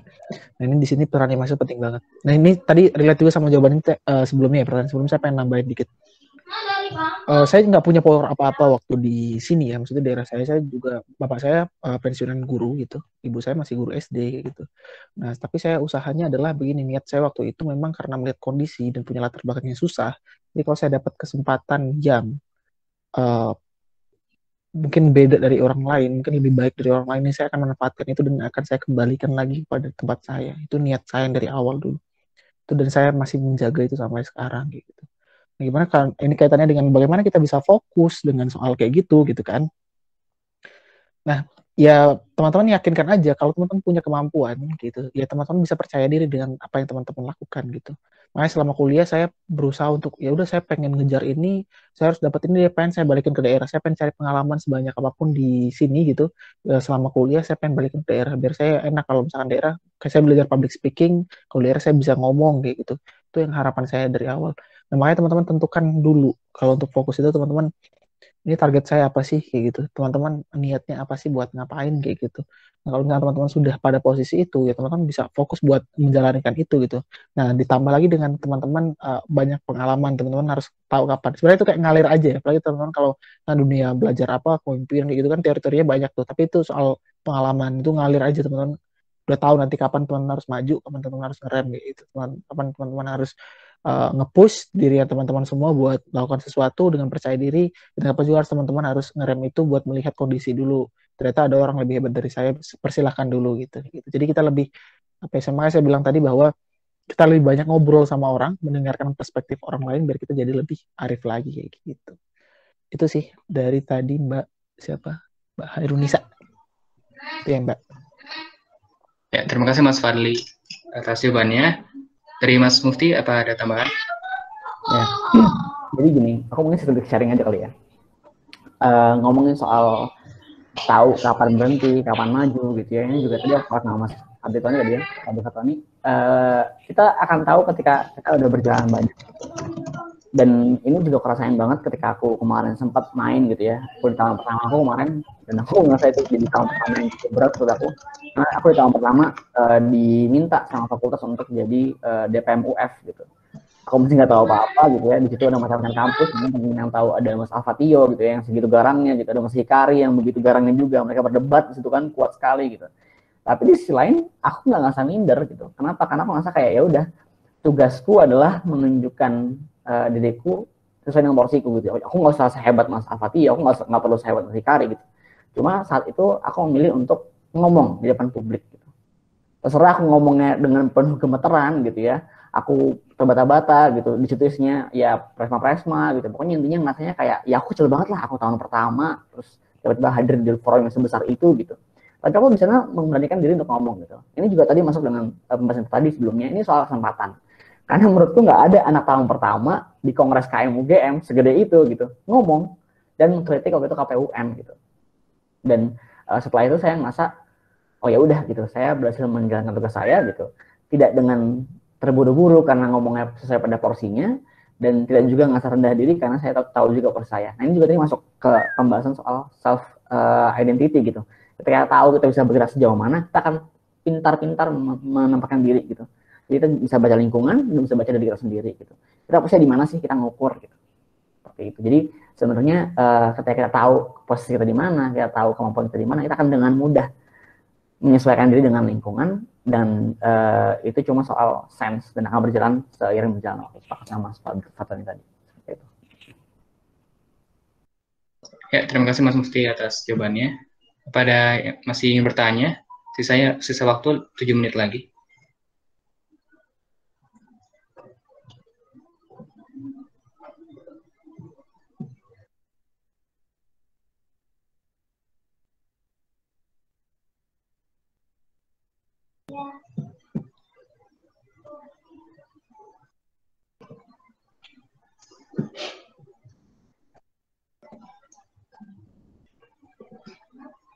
Mungkin kalau nggak ada pertanyaan, saya ada pertanyaan ini Mas, apa boleh Mas? Boleh ya?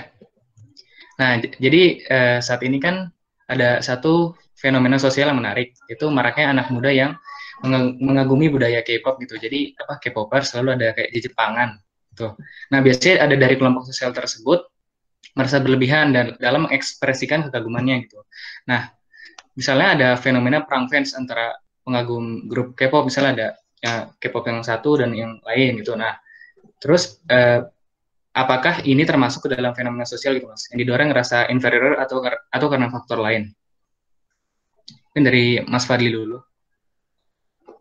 Oke, tadi kan makasih pertanyaan Fikri.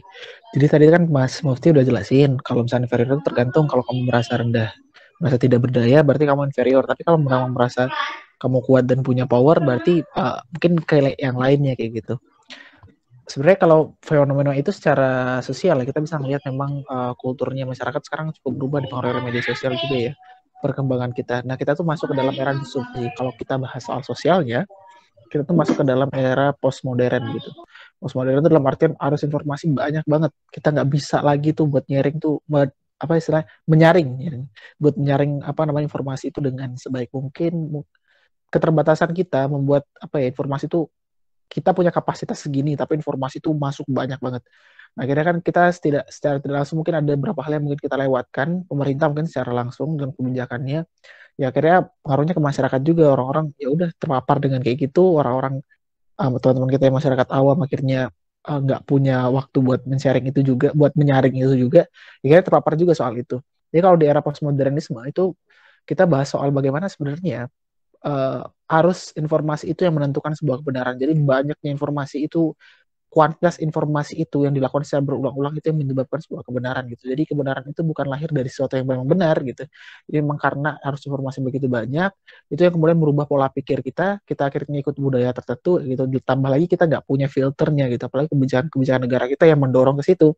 Coba lihat kebijakan dari pemerintah itu banyak mana selama masa pandemi, influencer lah dinaikin kayak gitu-gitu kan, itu cenderung bermain di arah budaya yang seperti itu ya. Maksudku itu bisa mengundang, misalkan lihat aja trending YouTube-nya masyarakat kita ya. Saya selalu aktif kalau nonton YouTube tuh saya selalu melihat trendingnya. Trendingnya pasti ada Blackpink, BTS dan sebagainya kalau ngeluarin album atau lagu-lagu baru kayak gitu. Nah itu memang itu tidak apa ya, bukan itu baik dalam artian bukan tidak baik gitu, itu tetap baik, kita kalau punya ngefans sesuatu ya baik gitu. Tapi kalau dalam kondisi kita tertentu sampai kita fanatik gitu kan, sampai kita wah nggak mau nih pokoknya nggak bisa nih kalau nggak ARMY nih kayak gitu kan, kalau ARMY disenggol dikit bacok dah kayak gitu, nggak mau pokoknya ARMY dijelek-jelekin nggak mau kayak gitu. Nah pada saat itu kita kemudian harus merefleksikan diri kita lagi, sebenarnya kita tuh ngefans nih buat apa sih, kita manfaatnya buat kita juga gitu kan. Nah sebenarnya pada relate ke depannya kalau misalkan kita kaitin sama negara, ya negara punya tanggung jawab sebenarnya buat menanamkan kembali nilai-nilai kita, jangan sampai kita lepas dari nilai budaya.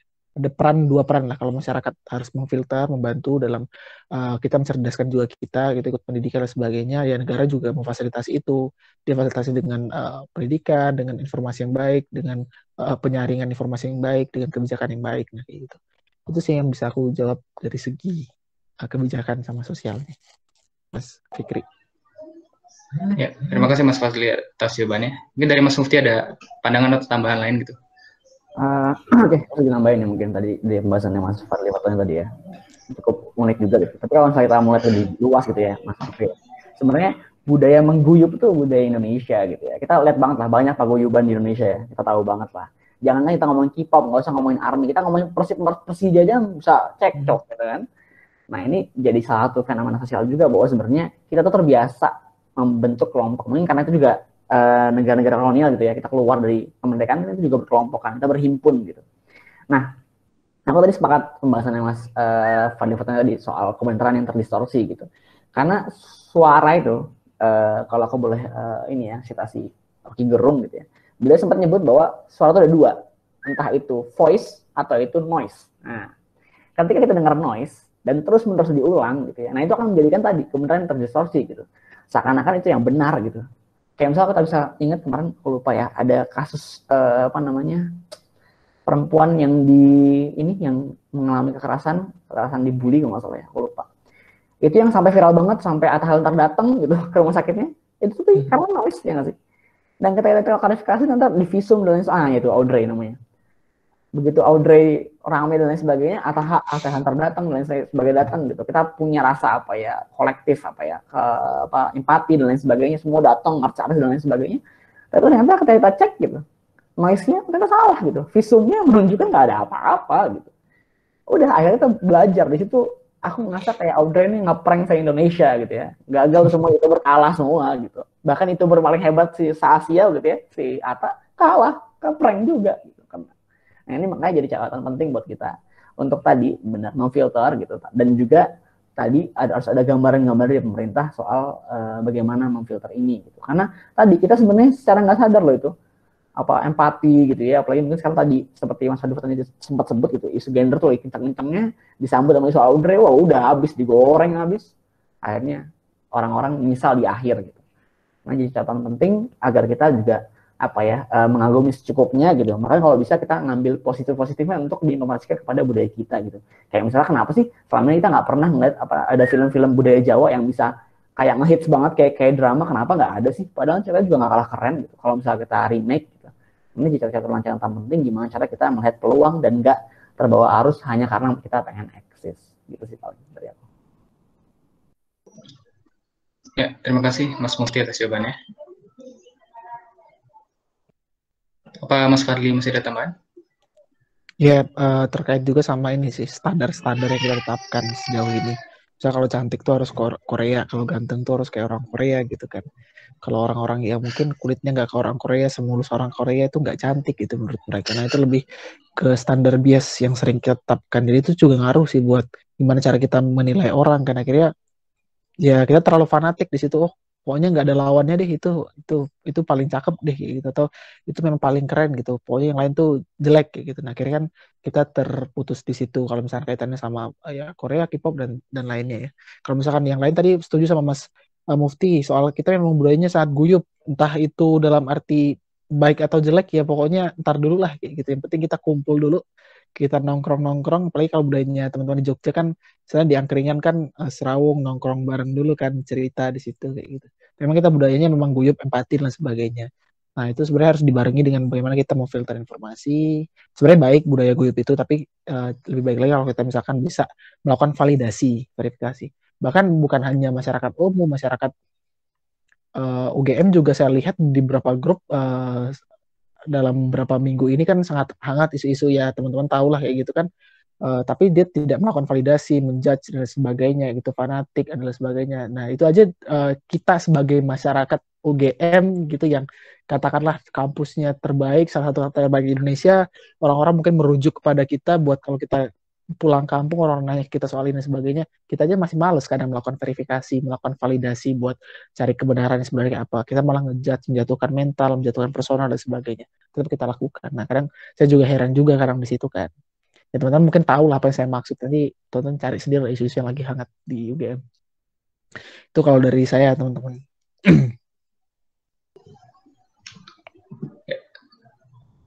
Ya, terima kasih Mas Fadli atas tambahannya tadi ya. Waktu sesi tanya jawabnya sudah habis. Diskusi ini saya anggap sudah selesai ya. Sebelumnya terima kasih kepada Mas Mufti dan Mas Fadli atas ketersediaannya ya menjadi pembicara hari ini.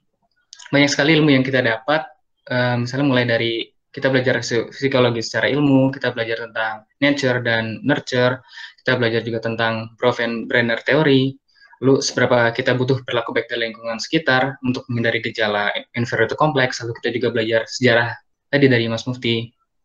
Lalu kita juga belajar perjalanan Mas Fadli yang luar biasa sekali dari pelosok sampai ke Pulau Jawa, belajar pengaruh inferiority complex terhadap pengambilan keputusan dan interaksi sosial. Lalu kita juga belajar tentang stratifikasi sosial, dan kita harus bisa menyetarakan local wisdom dan modernisasi, dan kita juga harus bergerak aktif ikut gerakan atau partai kepeloporan. Ya, mungkin sebelum penutupan apa ada sesi dokumentasi dari Mas Torik? Ya, ada sesi dokumentasi. Cuman kepada peserta EMC buat open cam ya. Bagi yang kuotanya kuat atau yang hanya bagus, silahkan. Oke, silakan buat close cam bagi yang ya udah ya. Terima kasih kepada yang udah on cam. Ya, terima kasih kepada Mas Torik atas sesi dokumentasinya. Sekali lagi saya mewakili teman-teman dari KMT yang mengucapkan terima kasih sebanyak-banyaknya kepada Mas Mufti dan Mas Fadli atas kehadirannya dalam acara ini. Mohon maaf jika saya selaku moderator banyak sekali kesalahannya. Terus terima kasih juga kepada para peserta acara. Semoga kita ke depannya dapat bertemu kembali di acara-acara selanjutnya dalam keadaan sehat walafiat. Wabillahi taufiq wal hidayah. Wassalamualaikum warahmatullahi wabarakatuh. Waalaikumsalam warahmatullahi wabarakatuh.